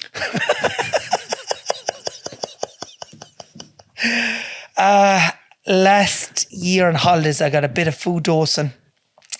I don't know, was it prawns and a mixture of too much drink? But I just about made it. It was touch and cloth now, and luckily we were at home. There was a turtle head sticking out and you just got... Prairie dogging now. Prairie dogging, like I thrusted a fart and I was wrong. Yeah. Do you like cinema? Love the cinema. What's your favourite movie? Favourite movie? Shawshank Redemption, The Field. I love all the James Bonds. I love The Social Network. I won't watch a movie unless nowadays it's a true story. So I can't watch Star Trek. But I love Erin Brockovich, Wolf of Wall Street, June, the lady with the ringing bell mop, because I can relate and I love to see someone who had that hard time who ends up in the good time. I love them happy. Real human stories. Yeah. And it's same with podcasts, same with audible books. It has to be a real story. And I have listened to... What's your favourite Audible book? Oh, my favourite Audible is probably The Accidental Spy. And it's a brilliant story and a real story. And because I can relate... So what it is it's a truck driver from America who went to Florida, met a bird in an Irish pub, decided he'd go on holidays with her to Sligo and Donegal. She was mad rarehead, introduced him to a Sinn Féin councillor, met him, come back whenever you're back, goes back, breaks up with her, says, fuck it, I'm going to Ireland, goes back, meets the Sinn Féin councillor, he drops him back to the hotel. Irish Gardaí take a picture of him, send it to the FBI, goes back, driving his truck, FBI lift him, you're fucking involved with raising money for the IRA. Am I? Fuck. You are. He said, I'm not. Went through the story with them. Right, we want you to go back and start gathering information. He said, fucking, if they're willing to pay for free holidays, I'll go. Pay for him to go over. He'd drink in the pubs, pick up a bit of bullshit, what he'd hear in Bundoran, go back, give it to them. Then they said, if you had a pub, do you think you'd learn more? Definitely. So they rented him a pub just outside Bundoran on the Leitrim border. And he had a pub there, and they... In what village? It's just at the edge of Bundoran. Drumahare? No. If you coming in from Sligo to Bundoran, the name will come to me. I'm all for names. There's a filling station and a pub, and that's it. And then you're in Bundoran. And the Bundoran is Donegal, but that's the Leitrim. It's just in Leitrim. It'll come to me in a second. And he started getting bits of information, went to give him the kegs. the empty kegs to one of the Sinn Féin boys. They were using them for bombs. He was taking down the keg numbers. Didn't one of them end up blowing up in England? The FBI had given the number to MI5. Christ. MI5 brought him on. He then was moved to Dundalk. He infiltrated the real IRA with Mickey McKevitt, and he was the man who brought down the real IRA. I'll have to read that. Oh, it's class. It's on Audible. I don't read it. Did you ever listen to or read Chaos? No. That's good. It's about back in the 70s and the 80s that the CIA were testing drugs and stuff. And it's got to do with Marilyn Manson murders, and it's really cool. Send me that. Yeah, it's really cool. On off. Look, Audible has changed my life because when I was in secondary school, I had to read the 2 or 3 books for the Leaving Cert. Goodnight, Mr. Tom, The K, and The Field. And The Field I loved, but the other 2 I hated. After I never read a book till I got Audible, and now I have listened to more books than... Because when you're driving, you have that time that you can actually gather information. You feel like it's not wasted time. It isn't, especially when they've been narrated or read by the author. So like Barack Obama reading his own book, Matthew McConaughey, they're all fucking famous people. And then after dealing with the media in Ireland like you have, that everything that we're listening to is a narrative and it's a lot of shy. Exactly. And that's why turn off the news. I don't listen to the news no more. Podcasts. I listen to Ian Dempsey on my way to work. And after that, it's podcast Audible whenever I'm in the car. I miss Jerry Ryan. I don't remember Jerry Ryan too much. I love Jerry Ryan. But Donal, thanks a million for coming. Thanks for the stuff. It was great having you. Sorry about the lack of structure. It's all right. We went all over the place, but we got some fucking crack in. It doesn't matter. And we'll put links on below. And if you're watching on YouTube, all the little pictures of the house and little videos will be there. And if you want to contact him, you'll know where to get him. You can't miss him. Donal Byrne, BRB. Good luck. David Cuddy is Fajer Lynn. Bye-bye. Thanks a million. Hope you enjoyed the show. Remember, if you want to support the podcast, go to patreon.com/Deadwood from the Trees. And I'll see you again next week.